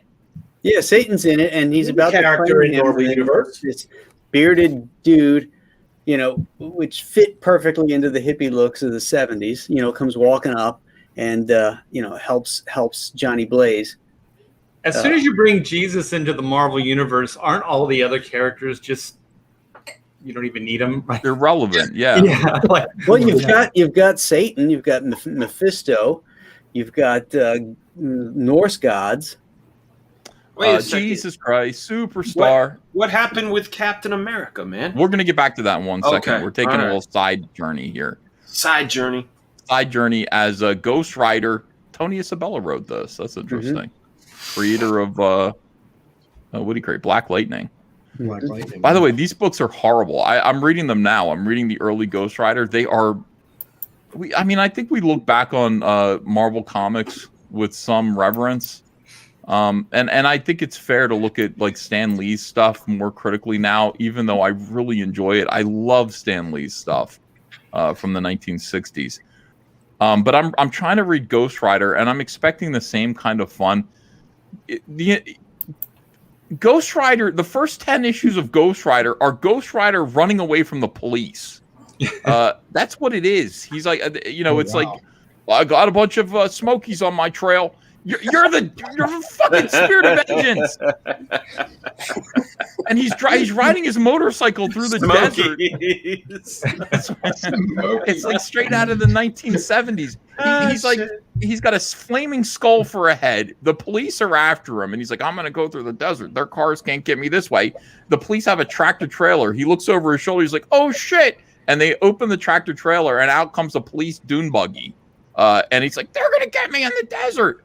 It's just a couple of cops, dude. I mean, they're so bad. These books absolutely suck, but I'm still reading them all. Ghost Rider's Burt Reynolds in these comics. Yeah, I don't know why somebody didn't just stop and go, wait a second. He's the spirit of vengeance. He's not afraid of the police. He has he has other things to do, right? No, he doesn't. He's just on the run from the police, and he's got like a hippie girlfriend, like who's a witch and who fucks with him.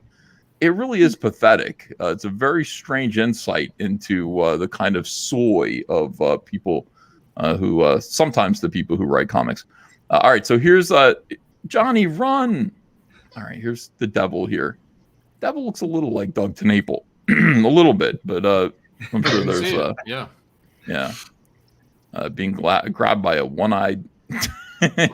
This is a metaphor here. Whenever you see that you're being grabbed by a one-eyed Cyclops monster named Holy Willie. shit, I drew a Ghost Rider cover for a reprint, and it was that monster on the cover with Ghost Rider. Oh, really? I wonder if that's the issue of reprints. Yeah, probably. This represents his penis. It is true. So he kicks his penis in the face. He does a little backflip here, gives him a nice sock, defeats his own sexuality. I think that's what that means. Satan is still Satan wears underpants. This was me at the post office today, by the way, jumping out. John, I didn't tell you, like, you weren't here for that. Like, I jumped out of my truck and I was wearing loose fitting shorts, and my shorts hit my ankles, just dropped right in front of everybody. Oh shit! Jesus.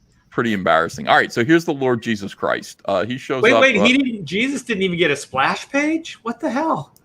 I don't know why Jesus is wearing sensible Dockers, but like, I guess he would. Like, you would think, oh, Jesus would wear robes. No, that's just what people were wearing back then. Like, if Jesus showed up now. Is that what they call him? Or do they call him something else? Are you sure that's not Jesus?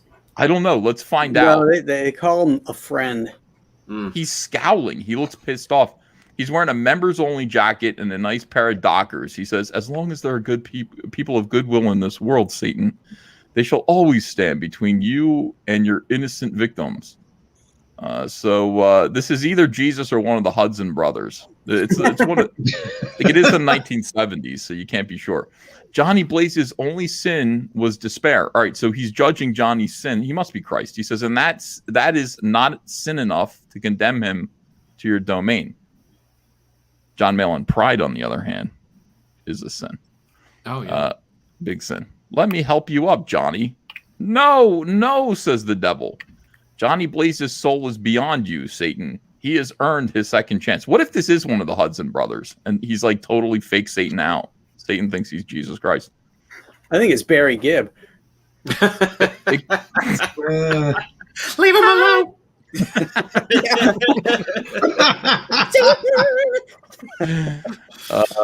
I am Jesus.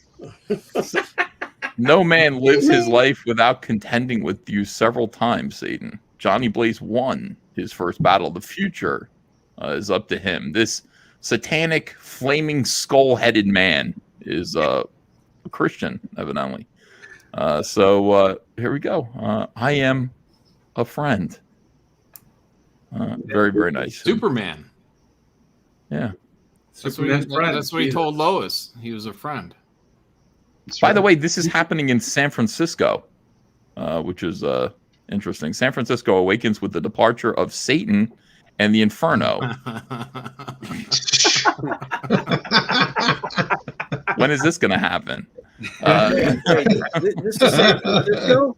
Where's the guy taking a shit on the corner? Well, we've talked about San Francisco. I mean, most of San Francisco. Graham, you understand that San Francisco is full of the worst people on the face of the earth, and except for the people who are here. Aside from the gay men's chorus, which is coming for your kids, there's also a serious problem with the fact that San Francisco, they actually have human shit all over the place, and that's where I grew up in that area. So this is kind of really fucking me up, dude. That's not cool. Yeah. You could stop at a red light there and see a guy with his pants down taking a dump on the corner. Yep. Is that the new trend? Yeah, guy did that in New York City when we drove through this weekend. No, right. You can drive up to a post office. Took a dump right on the was it Saturday morning or Friday? Yeah, Saturday morning. You can drive up to a post office in San Francisco and see a man with his pants down by his ankles. You can do that. You can do that in New Jersey. He wasn't pooping. He wasn't pooping. Now in San Francisco, if there's human poop, you can call the police and you can call in and you can report it. And somebody's actually made a nice interactive shit map of San Francisco. Based on, oh my God. This is for real. Based on reports. There's an app too, I believe. I heard.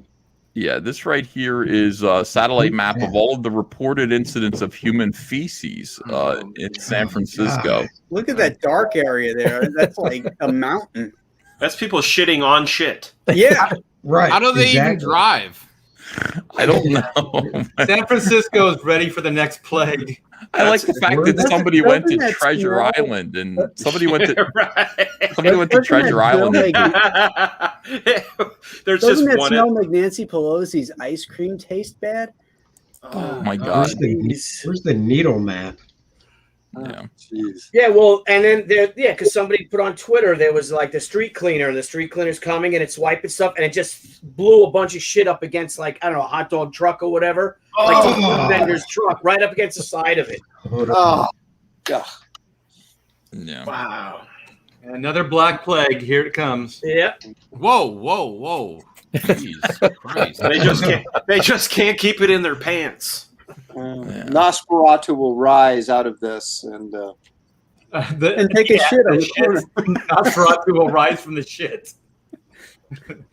Yeah, there's I like that right here. The Olympic Club down here, this area, they're keeping shitters out pretty nicely. This is the only area, whatever the Olympic Club is, must be kind of high class because there are people shitting on the road around it, but they're not inside of it. Yeah. I'd like to know where Nancy Pelosi lives on this map. Probably there. Yeah. What's happening? So. What's happening over? What's happening over at 11 o'clock? Yeah, that area up there at the top left. Oh, this is Battery Spencer. Not there. Down there, where there's like a little square chunk. Yeah, with just a couple little black things. Go to a little further to the right. To the right. Yeah, right there. Yeah, What is that? There. Is that Fisherman's Wharf? This is Fort Point National Historic Site. So somebody went to see Fort Point and then just went. So that's a forest, and that's where you should go shit. Yeah. Good Lord, guys. There's an app called Snapcrap, and it allows people to take a picture of it and send it to the Public Works Department. In just 2 clicks, a user can snap a photo and send it to our system and have a ticket delivered to the city. I don't know why I click the close-up button and it just takes me away from the map. I want to see better detailed, more information. Well, there used to be a site called ratemypoo.com. Yeah. Where people would submit their shits and people would go through and rate them. Yeah, that's what I'm thinking with that snap shit, whatever. Like, if I was a kid, man, and maybe if I was my age, I'd just shit and see how long it takes for them to pick it up. Yeah. Yeah. Status. Or write your name, write mail-in and shit. Just walk up and down the block so the map shows your name. Yeah. Well, I just sent you the link, Ethan, to the Olympic Club. So you can see what it's like. Yeah, I'm interested. Trust me, Nancy, remember. All right, let me find And out. it's the whitest of white places you've ever seen in your life. Look at all the photos of everybody. All right, so this is if you want to go somewhere in San Francisco, that is shit free, and good luck doing that. There's only one place to go, and by the way, look at it. I mean, it's nobody's pooping on these golf greens. Oh shit! No way. Shit free zone. Look at that. Look, not poop. These are little cupcakes. Everyone is So diverse too. Look at all that diversity right there.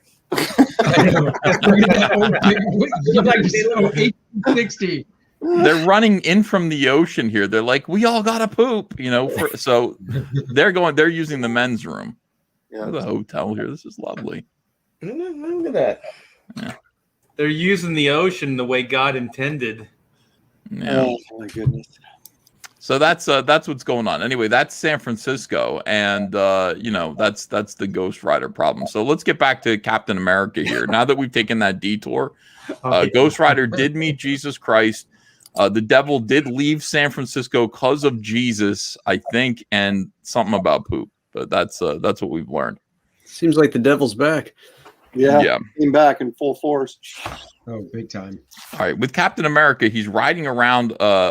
Sue Storm, as the narrator details, the world was a mess, so heroes started acting on their own, doing whatever seemed right to them. Because when you can't trust those in charge to do the right thing, who else is there? And we pointed out Jesus. But no, they've forgotten Jesus. With Captain America, he's riding around on his motorcycle in Vietnam when he comes upon an American soldier who has 3 individuals captured and held at gunpoint. As Captain America pulls up, the soldier says, "Hey, Cap, you're just in time. We got these." Captain America then proceeds to throw his shield at the soldier, knocking him down. You got to be kidding me. Well, let's see what the Vietnam veterans think about this little shit. There's no context here. Yeah, they don't tell you who these prisoners are. They don't tell you who the soldier is that has them under guard. They don't tell you anything. So the natural assumption in this storytelling narrative is that Captain America is doing something bad against this American guy. Right. Yeah. Again, he doesn't even, because when you can't trust those in charge to do the right thing. Hey, Cap, you're just in time. We got these. Right. They've got grenades stuffed in their anuses, and they're going into. No, boom! Hits him with the shield right in the fucking face. Right. Who else? That's great, Cap. And by the way, you got to hit him like you got to treat an American soldier the way you treat the Red Skull. You can say maybe that. You could talk to the guy. Yes. He's a soldier. Yeah, some poor kid that gets drafted by LBJ and taken out of the, I don't know, Pennsylvania, and she puts a rifle in his hand, and now he's fighting the enemy that uses women and children as human shields. Mm-hmm. And now he's got to deal with Captain America trying to decapitate him with his shield. It's just lawlessness and disgusting. Look at Namor ignoring the no shirt, no shoes policy at the Oceanside Library.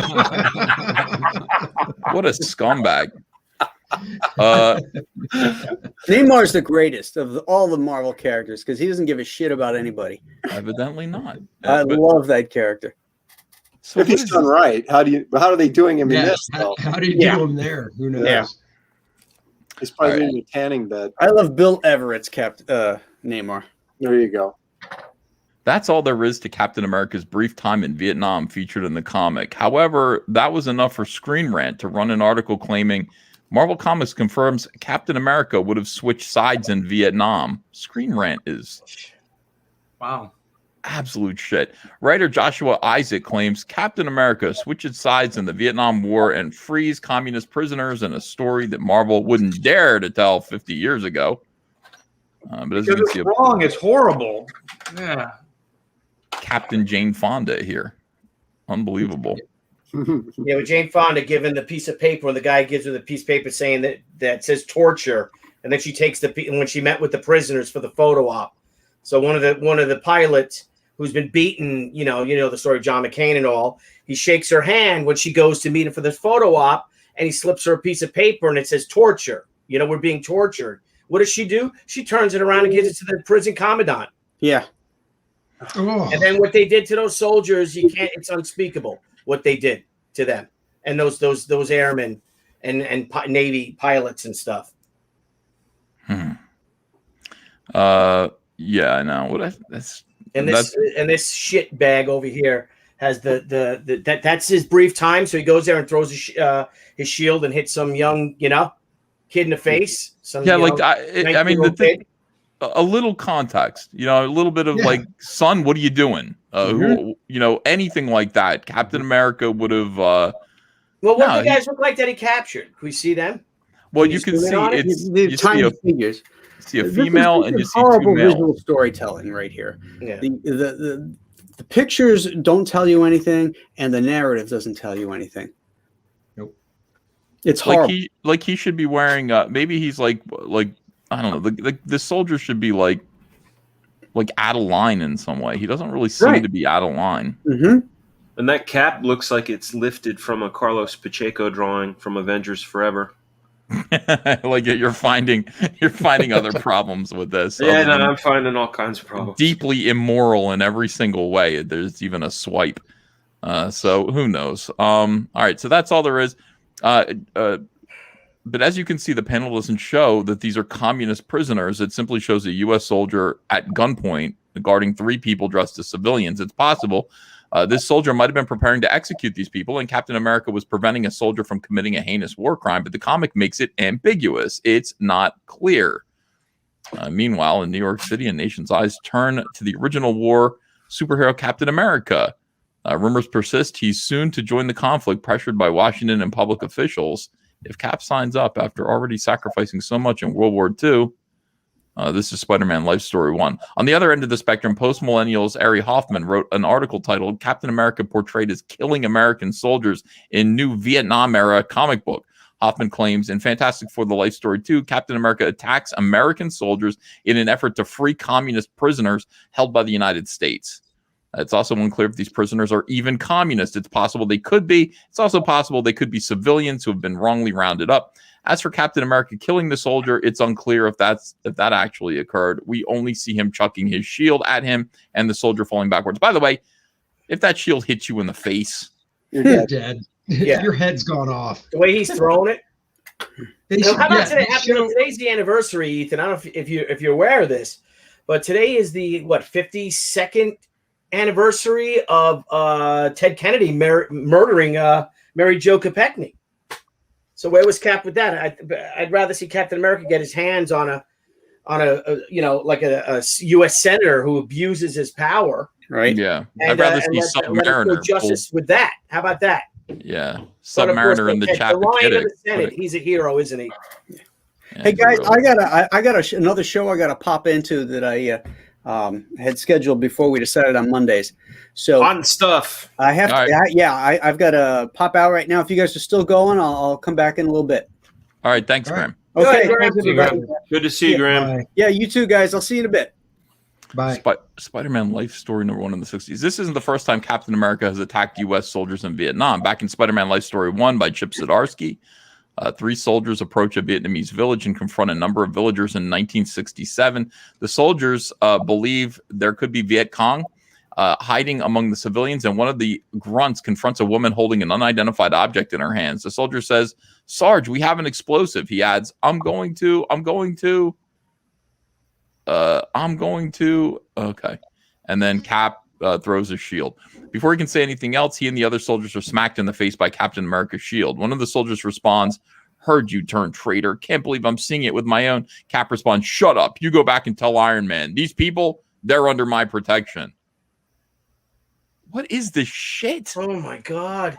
And that's it. That's all the So when Captain America, if they're under his protection, Captain America, with all of his influence, would notify that the company commanders or the battalion commanders of these men that this village is clear. Right. So what a bunch of shit. This is just What's up with that face? What's up with that face? I've never seen Cap look like the blonde Punisher.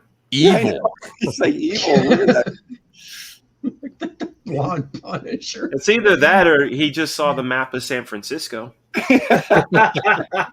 smelling it. Like in Fantastic Four Life Story 2, this segment of panels is ambiguous as well. It's possible these soldiers are in the right as they err on the side of caution to investigate the village in case they might be harboring any Viet Cong. However, it's also possible that the soldiers were being a little too aggressive with the villagers who might be completely innocent, and Captain America's actions were preventing a possible war crime and massacre. Well, he's lucky those soldiers didn't open fire on him. Yeah, like I heard you turned traitor. Look at this. I'm surprised they didn't. I'm surprised they didn't write that in that the soldiers were attacking Captain America. Why not? If you're gonna go all the way, have U.S. soldiers try to kill Captain America because they're so evil. Yeah, of course. That should be the next step in this thought process. Yep. Because you know that's what the writer believes. They don't want to go that far because then it becomes too clear. You know, they want to keep it ambiguous. They don't want it to be clearly defined. They want you to think. Yeah. Seems crazy. It does seem crazy. I don't know. I don't even know. This is what happens though. This is clearly like these are insane politics. These are the politics of the writers. These are not the politics of the characters. This is part of what we're complaining about. Captain America turning like this on the United States of America, on boys that were drafted and sent overseas to, to stem the tide of communism. Yep. Captain America suddenly, we must protect this is absolutely insane. And not it's consideration also. Go ahead. One at a time. I was just going to say, it's also that his first instinct is to throw the shield at the guy instead of trying to talk and find out what's going on. I get that it's a comic, and in comics we want to see action and fighting and stuff. But in this sense, it would make more sense for Cap to come up and go, "Hey, hold up here, soldier. What's going on?" And exactly. Find out. Right. Exactly. And they're acting like that none of these villagers and these people have ever like hid bombs or set booby traps for American service men. So there's a reason to be cautious and to be like that because it's a war. It's war, and they're probably nervous that there is something there. So really, the way this scene should have played out is he should have said, put it down. Put the package down or whatever it is. Right. And then what the reveal should have been at the end after the big misunderstanding is you find out that it was a baby. And so then you realize that these people, are a little bit, on edge because they're in a war situation. So, it's just like a cautionary scene at that point. We just say, hey man, we might be in war, but we gotta chill out. We gotta, stay, keep true to our humanity. Mm-hmm. And judge things based on what's actually happened versus, your bias. Yeah, like just look at the anger that Cap is not even talking, just exhibiting, like unleashing lethal force on an American soldier. He's the guy that basically knows how to plan a battle and stuff. You see that in the movies and whatnot. And he's not the one to come right off and just, go off the deep end. And that's what he's doing. He's not asking questions or anything. He's just like, whoa, hey now, die with my shield. How many different ways he could have thrown his shield at the guy's gun and cut it in half or knocked it out of his hand? Why this? Why? Well, oh my God, it's so irresponsible. You guys, the problem here, you guys are way off base. The problem here is you guys are looking at this through rational eyes. And now I want you to think for a second that you're a big fat fuck named Tom Brevoort sitting in an office. And the storytelling from his point of view is absolutely clear. What you have is a white guy holding people of color at gunpoint, automatically that soldier is a racist bigot and he deserves a shield in the face. It's that simple. That's why it confuses the rest of the world. But to an SJW, this is poetry.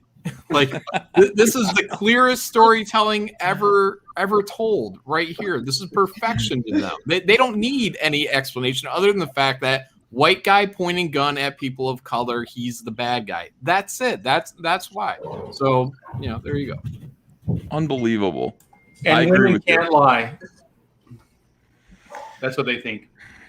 I am pissed. I'm pissed about that. I'm pissed at the irresponsibility of these creative people who I just, they inherited these characters. It's their job to.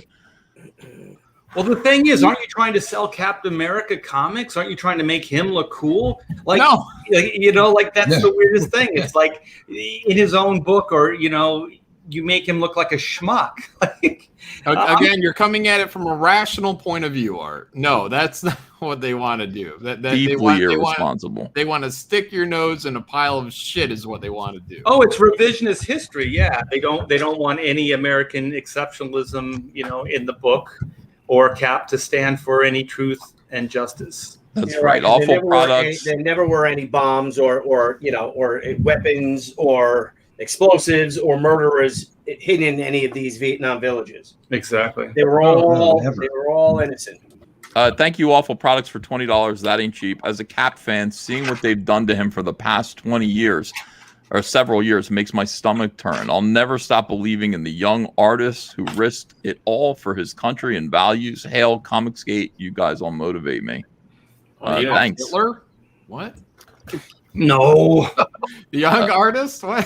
The Bass Clef 626 says Graham Nolan will back Alien Alamo at the highest tier. I wish you knew. On the 30th, if it's still up. And that's great. Thank you so much, Bass Clef. I've got a bunch of super chats to read to get caught up here. And before we do that, I just want to run through the campaigns and just see how they're going. I'm really shook over that Captain America thing. Yeah. Because I think guys stop rationalizing. Leftists aren't people. I really just remember working for DC Comics in 1998, 1999, and getting this speech from Mike Carlin. I wanted to do crazy things because I was just coming off of Cyberfrog. And I was given this speech about how DC heroes are avatars for what's right, and they need to be heroic. They need to behave in a heroic way, in a simple and clear way. And I had to think, what is this saying? What is the message? Whenever we draw any of these superheroes, what are we putting across? This is so fucking irresponsible. It doesn't, nothing matters. It doesn't matter anymore. Eddie Winkler, thanks for $10. That ain't cheap. The Marvel roster is unrecognizable. I laugh it off every time I hear Captain A did this and believes this, etc. Once this wildfire of weirdos burns itself out, these heroes can return to who they are. Oh, let's hope. But isn't Captain America being replaced right now by Sam Wilson in the comic book? So what? They're going to try and demonize this blonde and white version of Captain America more so that everyone will be like, oh, yes, we have to condemn this white man and now we can support the black man. Yay. I guess. Yeah, tear him down. Yeah, tear him down so the other guy looks better. I mean, there are just 100 different ways to if what you want to say is Captain America is stopping American soldiers who are misbehaving in Vietnam, treating them like villains. Those boys, they pulled those boys out of their home lives in the United States and sent them over to a jungle and just put them through hell. And some of them did misbehave. Some of them lost their minds a little bit. The idea that you would throw a shield in their faces and basically use lethal force on them when maybe they needed somebody like Captain America to be grounded, put his hand on their shoulder and treat them like he's their Uncle Sam, and talk them back down into reality. There are 100 different ways that you could have done a really inspiring Captain America in the Hell of Nam type of story that would have been representative of who he is. But these people cannot be trusted. SJWs cannot be trusted with these characters. Well, Yeah, there's man. no humanity. There's no humanity in that at all. Like what you said, that's humanity. You know, you're showing compassion. Captain America's fought in wars. He knows what it's about. You know, he's trying to help these servicemen. You know, that's compassion. That's humanity. What we just saw, there's absolutely no humanity in any of it. Mm-mm. Yeah. I heard this saying recently. It was they don't want the torch passed. They want the past torched. Oh, I like that. Yeah. Ooh, that's a good one. Yeah. Yeah. Because he's seen incidents like that. When you have, you know, like in World War II, he's seen it, and in Korea, he's seen it. You know, war is hell. It brings out the worst in humanity, and especially if you're a young kid and you're all you see is death, and you see your friends getting their heads blown off and stuff like that, and things what the Japanese did, you know, on Iwo Jima and stuff like that. What was done between both sides. He definitely would have had a compassion, like you said, Ethan. He would have been like, "Stop, son. Yeah. You know, stop. Let me remind you of who we are. You know, it's like, let me give you the speech about what we're representing. We're representing this, the red, white, and blue. Your behavior here is going to echo all over the world. So I want you to think twice before you pull that trigger, young man." You know, and that would have been perfect. You know, Captain America behaving like who he's meant to be like. Right. He's inspiring them to be better soldiers. And if they turn their guns on Cap, oh yeah, old man, that's when he knocks the shit out of their hands. That's when he chucks the shield, sure. Yeah. But he didn't kill him. He didn't kill him. He kneacaps him like the turn. He wouldn't kill him. He would take out their guns and everything and have them sent slap home. him, give him a good spank. They'd be turned over, court-martialed, sent home. Yeah, absolutely. And they'd have to pay a price for their war crimes, and justifiably so. Whoever commits a war crime should. Thor Odinson says these writers are using Captain America as a mouthpiece for their own hatred of the United States soldiers, the American dream, and the United States in general. Yeah. That is correct. Absolutely. That's what we're witnessing here, and it's undeniable. And you know, it just becomes more clear and clearer every day. Base Clef says, read old super chats. Could be wrong, but you missed 2 of mine. So I'm going to read them now. Super Mastermind, thanks for $5. But Ethan, have you seen the photos of the one day a year Disneyland, the happiest place on earth, is invaded? Gots go, all go once a year. 200 Watt Studio says, EVS Dale Keown wants the link, but Malin is here. So he said, forget it. Hyper Wizards. I doubt that's true. It isn't true. It isn't true at all. It isn't. Hold on a second. Let me send Dale the link just in case he's awake. Because I told him that. I said, people really want you to come back. He said, okay. He'll probably come running in if he knew I was here.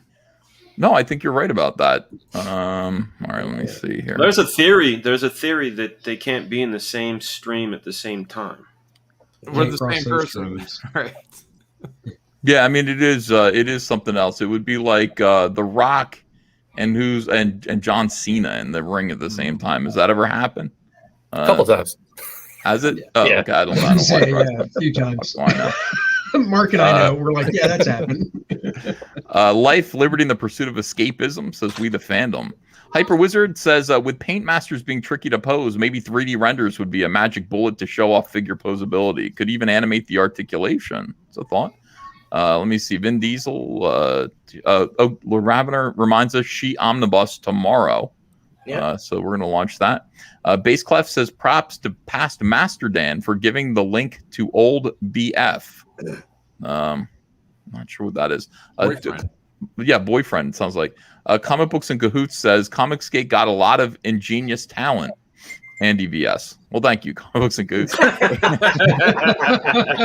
Agent de Camp says, wow, I've sent money to everyone on the panel. Hail COMICSGATE. Oh, nice. Thank you. Thank you. Thank you. Elbiana says Summer's Eve Vag Wash now available for men in new car smell. Leo Slayer says, just want to hear you say that ain't cheap. Seriously, why didn't you jump on the Image Comics train back in the day with Cyberfrog? Do you regret not doing it and going with the big 2 instead? Rob Liefeld invited me over. It didn't feel right. Thank you for $10. It just didn't feel right. You know, it felt like I shouldn't go over there. Trevor Bruce says, long live Coach. Sultan of Zanzibar says vegan foods need to be meat-based to be more inclusive and expand their customer base. Why are they afraid of progress? Exact point. That is a very good point. Blaze87, thanks for $10. Space Monkey 0899 says, "Holy smokes, Batman! That's a lot of COMICSGATE." Thor Odinson says, "No zeros on this live stream, just legends." Let's see. Project's done poorly for $10. That ain't cheap. Says Uncle E, "If I buy your toy, it would be sent to my nephews and possibly destroyed." That's what toys are for. Also, I was wondering when you guys were going to upgrade Shane for his better half. Stuart Stillmore. Did it? It is an upgrade. It is totally. She rocks those Adidas suits much better than Shane ever has. Oh yeah. Well, we went over to Virginia Beach for a short break. He took me to the Adidas store. He was like, "Yanzi, you need to get some Adidas." And I was like, "Fine, I'll get some." Yeah, they look good. So here we go. They suit you. They suit you. Mr. Tucci, is there any difference, asks Stuart Stillborn, between the Indiegogo and Kickstarter campaigns? Hail the panel. Well, can't hear you, Billy. Oh, he's not muted though. You're not muted, but we can't hear you. Maybe his mic has gone out. Unplug your mic and replug it back in. Or go into the settings on StreamYard in Cam Mic and double check. Let's pause while Billy takes care of his sound. All right, Fraga, Chronic Taco, and Fullerton, bro. Craving, says Rebel Commando. Yes. And guess what, man? They have one right down the street from me. They don't have that many franchises, but the fact that the taco spot that I used to go to back in California, they have one here.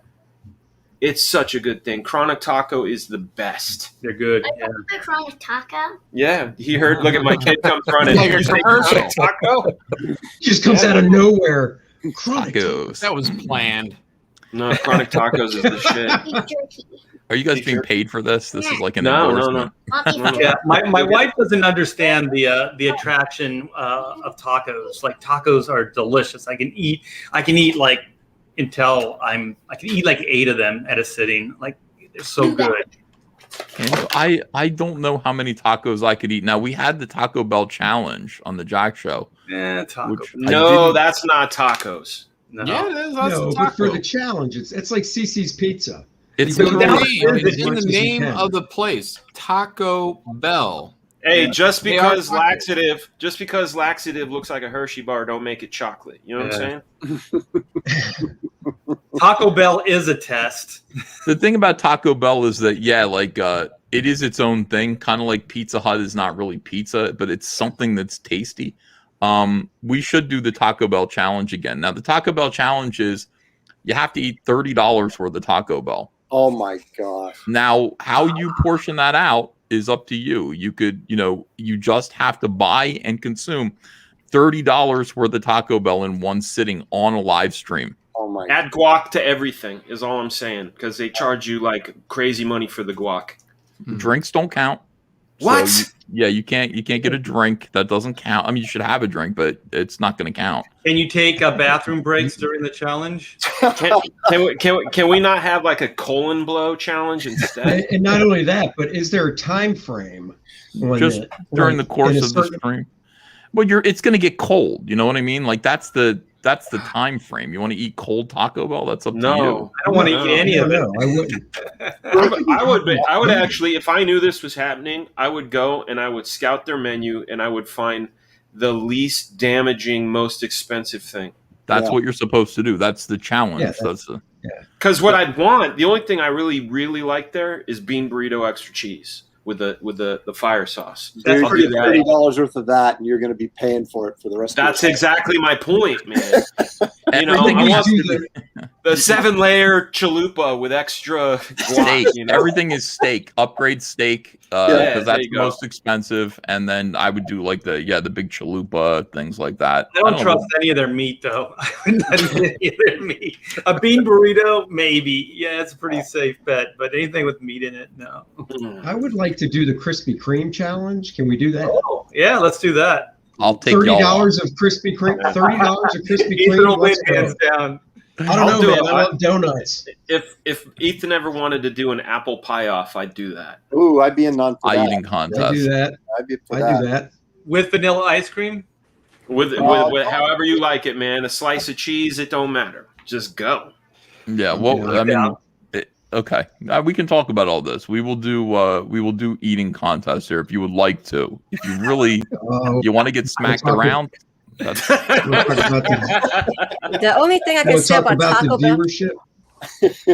The only thing I can say about Taco Bell is that they couldn't survive in Singapore. They opened up for a couple of years and that's it. They were gone. So Well, we won't touch it. Says a lot about Singapore, doesn't it? We have every major food franchise here, but Taco Bell just couldn't make it for some reason. So Kentucky Fried Chicken, though, right? I mean, that made it there. Everybody yep. loves it. In fact, Popeyes came over about 10 years ago.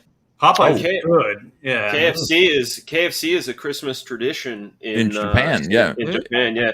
And I heard something about tradition that it's just peer pressure from dead people.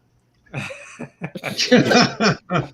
you guys hear me? Yes. So, Billy, answer that question. What's the difference between Kickstarter and Indiegogo? The campaigns? So we're launching Indiegogo. That's our main campaign. Indiegogo launches tomorrow, and Kickstarter launches on Wednesday. The Indiegogo, the only difference is a print 11x17 gold foil print. That's the only difference. There's one on Kickstarter, one on Indiegogo. That's the only difference between the campaigns. Okay, good information. Personally, I would rather go one campaign, but we did make a lot of money on Kickstarter and as well. But you don't have to apologize for that. As I say that, it's a lot easier. But Deb really feels strongly about it, and that's that. But everybody deserves a little Billy Tucci, a little teen sensation, a little she. We still don't know. Okay, so there's no way of knowing, and I don't know myself if there are two separate audiences for Kickstarter and Indiegogo. You could look at it either way. You could go, well, there's a whole group of people who only go to Kickstarter, a whole group of people that only go to Indiegogo. My suspicion is they'll go where you are, and you want to create the least confusion as possible. But could be wrong. That's what Zach told me, and but we ran our Indiegogo for 6 weeks exclusive. And then we launched a 2-week Kickstarter campaign, which was a mirrored campaign, and we had 720 backers, and we made over $43,000 in just 2 weeks. So that was 720 backers that didn't back the She Haikyo book while it was on Indiegogo for 6 weeks. And I wonder if that's it before we had started with Kickstarter 2 years ago. That's how we launched it, originally with the first She book and the Zombie Sama book. And then you brought me in and showed me the wonders of Indiegogo, and I'm a fan, but I don't know, Yanzi, you could maybe say there's certain things you just don't argue about. It's not worth it. So, and I love all backers. So, yeah, of course, we're here to normalize this. This is what the whole thing is, that we're all encompassing, all accepting. We're here for the fans, wherever they may be. Mm-hmm. And boom. The one thing I heard about Kickstarter that they are superior in is board games. That's the only thing I heard is like in our culture that we have, it's board games. That's the only place they're kicking ass. Yeah. I think the only thing about like Indiegogo and Kickstarter is just it's expanding your reach. That's all. I mean, because like Ethan said, it's probably the same people, the people that like you and like She are going to, back you whether you're on Indiegogo or not. But there are some people that are just Kickstarter backers. Because I know when my wife and I came over and started working, exclusively with Indiegogo, they would criticize me and they go, well, if you're going to be Indiegogo, we're not going to back anything that you do. Yeah. Period. Wow. Those beauties. Makes no sense. Yeah, we got these in. These are the unicorn, severed unicorn head pencil toppers. So we did get the white paint step in on the underside of the. That's good. I'm glad we're able to do that. They smell like strawberries. They're beautiful. They're. I want to do a reveal video with my 2-year-old because she loves unicorns. Yeah. I want to see how she'll react to one of these. How would you not love this? No matter I think what? it's amazing. She might say, "Ooh, got strawberry on it," So these are available. We're going to be giving these away with I think the lunchbox you're going to get one of these in there. If you back the Rainbow the Brute Executive Edition, which you're not going to want to miss, you've got to back that. You're going to get one of every book, and you're going to get a bunch of bonuses, and this is one of those bonuses here. And they're going to be variants, so you're going to get one of them at random, and that's just the way it is. The blood spatter looks so good. Spectacular. Very cool looking. We did it. We just dream things, and then we make them come to life. That's what it's all about. I had a dream of a severed unicorn head. Took a little work, but we made it happen. Those actually look delicious, man. I kind of look want like to eat them. candy. They look like a marshmallow. Roast over a fire. This is the other thing we're working on. This is still the sculpt here. We got this back because we're making the Salamandroid 16-ounce coffee mug. There's going to be a cup inside that's going to be like porcelain so that you can, put your coffee in it. And then around it is a plastic shell of Salamandroid's head. There's it says all caps comics on the bottom. And so this is what it's going to look like now. This is Andrea's idea. This is Andrea's concept. So it's brilliant with the tail too for the handle. The handle, yeah. Brilliant. Yeah, It's fun. It's fun. All right, let me see. Let's go read some more stuff. Black Flag Pineapple Perception. Next on the Bass Clef's list, Emperor J. Bomba Fan says, I'm taking Tucci for the block. And good to have you here in Texas Art, says Blaze87. Good to be here. Let me see here. Wraith of God looks good, y'all. More supernatural Western comics, please, says London Fog 66. Thank you. And we need to build a Texas-sized trebuchet. And Happy Rob Teenth says, get over it. Yeah. Let me see. Painting my Cyberfrog miniature. Thank Andrea for me, says Robert McWright. Yeah, we want to see if you guys ordered the Warts and All box and you got that little miniature and you know how to put it together, you know how to paint it. We want to see the results. Please post those. Bass Clef says, hey, EVS and panel, with my previous financial burden gone. He's backed all these books. Thank you for that. I appreciate that. I read that one already. Zaid Comics is here, says, hail the chat and the Kings. Great news. Magic Cop 2 is at the printers. Get ready for some 80s magic action. Y'all are looking real jacked. Raj H, thanks for the thumbs up. Headrock says, invite John Malin. Oh, right. Yeah, John, I didn't know John was streaming at the time that I started this stream. I didn't know John was streaming. Oh, no worries. Yeah. I'm claiming Mondays at 7 for this show. Just ASAP, or just FYI, I mean. So just so that people know, Mondays at 7 we're going to be running this show, and I'm not going to look around to see who's streaming. So just know that we're kind of claiming this time spot. If you're streaming, we don't mean you any harm, because we don't need any grief. Trevor Bruce says this is for Yanzi, $2. Emperor J. Bomba Fan says it's CG bingo night. I am not a fat man, says Emperor J. Bomba Fan, and then he says Mark is here to lower the age average. Okay, I think we read all the super chats, and thank you for that. This is going to be our new show. Free and United COMICSGATE Kings on Monday is going to be our regular show every single Monday at 7. We are going to be thinking about doing some other shows. And John Malin, I am sorry. Hold on. Email John and apologize to him. No, I'm going to apologize. Yeah. Can I get that in email? I want to see a written apology. He apologized to all of you, but he didn't apologize to me. Yeah. Sorry about that. I'm not worried about it. So okay. No harm, no foul. I appreciate that.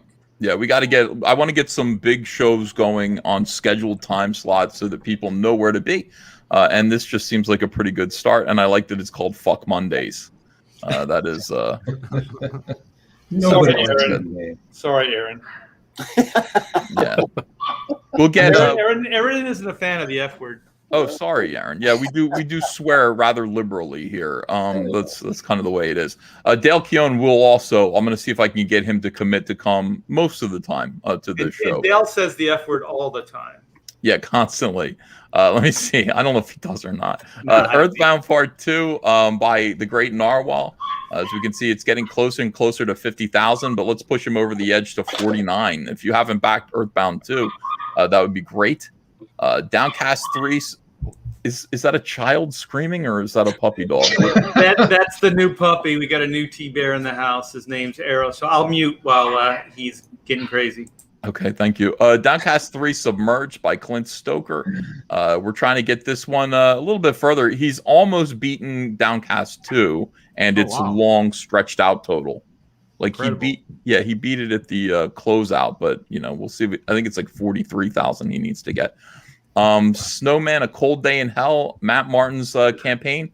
Thank you very much for backing this. Those of you that have are going to be really, really pleased with the end result. All of the covers are going to be in foil now. All of them will be in foil because we made it to 100,000. So they'll be very pretty. Trent Kanuga's Creed Reimaginary is at the printer right now. And also, we've got Kyle Ritter coloring Unforgettable Tales #4, which is Cyberfrog versus Creed from 1997. I wasn't sure who the colorist was going to be. Kyle is coloring it. So it's going to be well worth your time and money. $15. Get a copy of either my cover or Trent's cover, and we'll send that your way. It's coming soon. Rainbow the Brute, if you like those unicorn pencil toppers and you want one, back the executive briefcase edition here, and you are going to get one of those awesome pencil toppers. I'm going to put that in the updates. I'll be writing an update for Rainbow the Brute today. Graham Nolan's Alien Alamo. Graham had to go, but not before we got a couple of plugs in for this book. I think it's going to be open for a little bit longer until he's ready to fulfill. Graham's The Schnoo was awesome. So make sure that you don't miss out on this one too.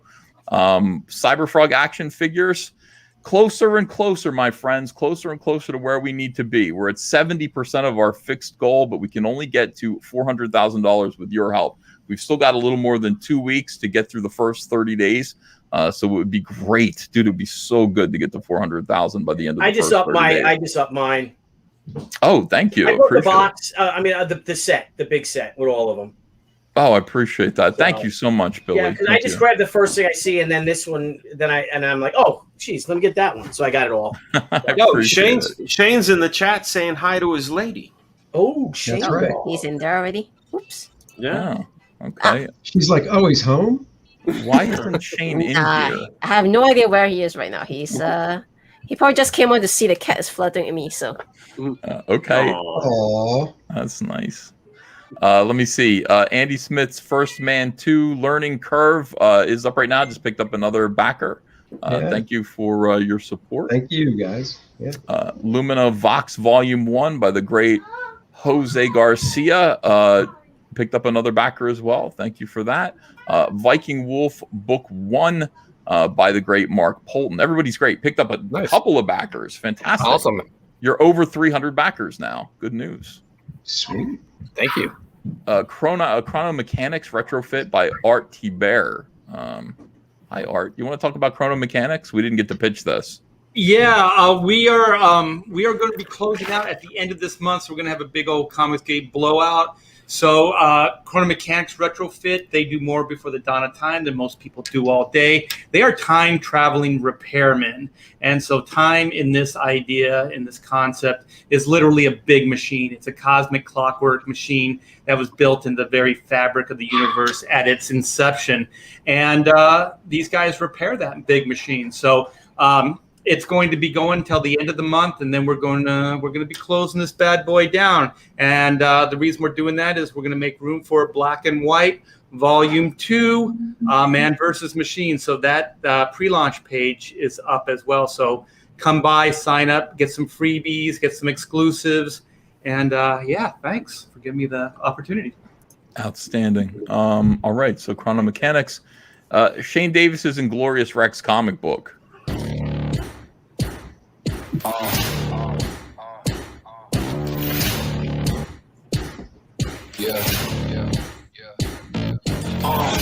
Pardon me and my tone.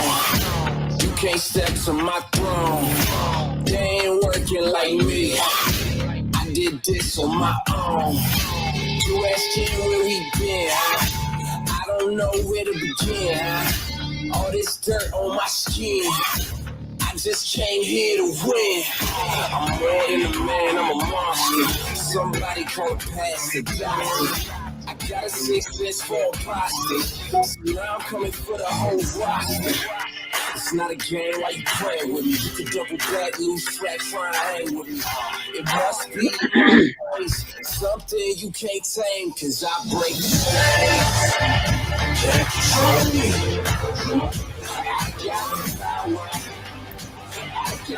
chains.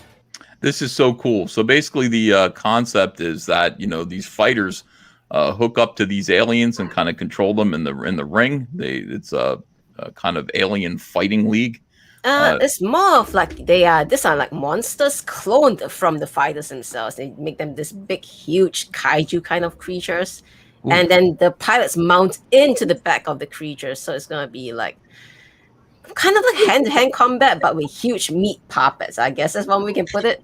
And Shane is promising there's gonna be lots of sex and violence in this book, so it's not for your kids anymore, unfortunately. Speaking of which, for your kids, so today we got our proofs in for the Starlight Cats Ash Can. So campaign is coming down this weekend because we should be getting the proofs for the main book as well this week as well. So last chance to get in, and then we're going full on into Inglorious Rex once we're done fulfilling Starlight Cats, of course. Beautiful. I cannot wait for Starlight Cats. Can't wait. Let me see. Black and White Volume 2. This is the campaign that RT Bear was talking about.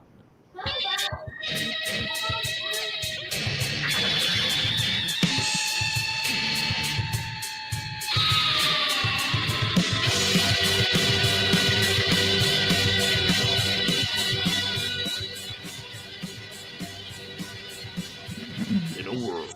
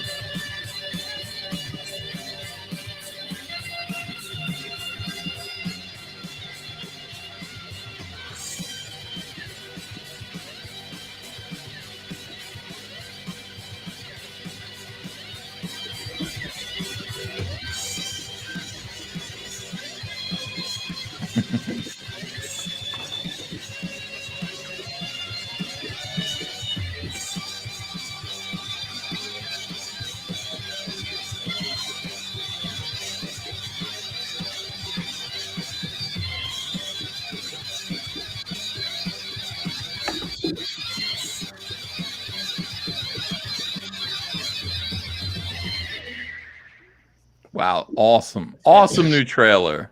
Yes, Red Gaze hit a home run with that one for sure. Oh, Red Gaze made that, huh? Yeah. Oh, sign up and get the trading card, guys. Sign up and for notifications. It's pretty simple to do, and we'd appreciate it. She Omnibus is launching tomorrow. Yep. We'll be here. What time tomorrow? Closing Hikyo tonight, baby. Oh, wow. Closing it up, shutting it down. Closing She Hikyo tonight. Yep. All right, so I figured I'd close it on the show probably. Just end it on the show. Why not? red alert, guys. She Hikyo closing down. So, if you don't have She Hikyo yet, make sure that you get it right this minute. I think I backed it. I don't know if I did. I think I did. I tried to back everything, and I feel like I don't know if I backed She Hikyo yet. I don't know. Last chance, man. Right now. Shit. That's right. Do it. All of you have been more than gracious enough. So no, it's not about that. I don't have the book. Hold on a second here. Do it now. You know you want to. Of course I do. I feel like hey, COMICSGATE Kings, I gotta go. We're driving. We're done. We're gonna wrap it up. I want to thank everybody for being here tonight. Thank you so much. Appreciate you. Absolutely love you guys. Thank you for all the super chats. Bass Clef says, EVS, I smoke cigars daily. What do you like? I don't have a preference. Andrea got me some really good cigars. I don't smoke them daily. But I'll take recommendations, Bass Clef. You tell me what I should try out, and I would appreciate that. Talk to Graham Nolan. Yeah, Graham probably knows. He knows. He definitely knows. Get Cuban cigars. If you can get Cohibas from Habanas, get Cohibas, get Romeo and Julieta. The reason why everybody likes Cuban cigars so much better is they don't use pesticides. So if you ever get a cigar and get a sore throat, it's usually like Honduran cigars or Dominican cigars. They don't use pesticides in Cuba. By the way, this is a reminder. COMICSGATE art auction is the Friday and Saturday of August 5th and 6th. That's coming up. So you guys are going to want to be there for that. That means everybody here on the panel is going to want to be there with artwork to sell for that. Thank you, everyone. Again, thank you. We love you. Back some campaigns, and we will see you again with another video tomorrow. Thank you, Ethan. Bye.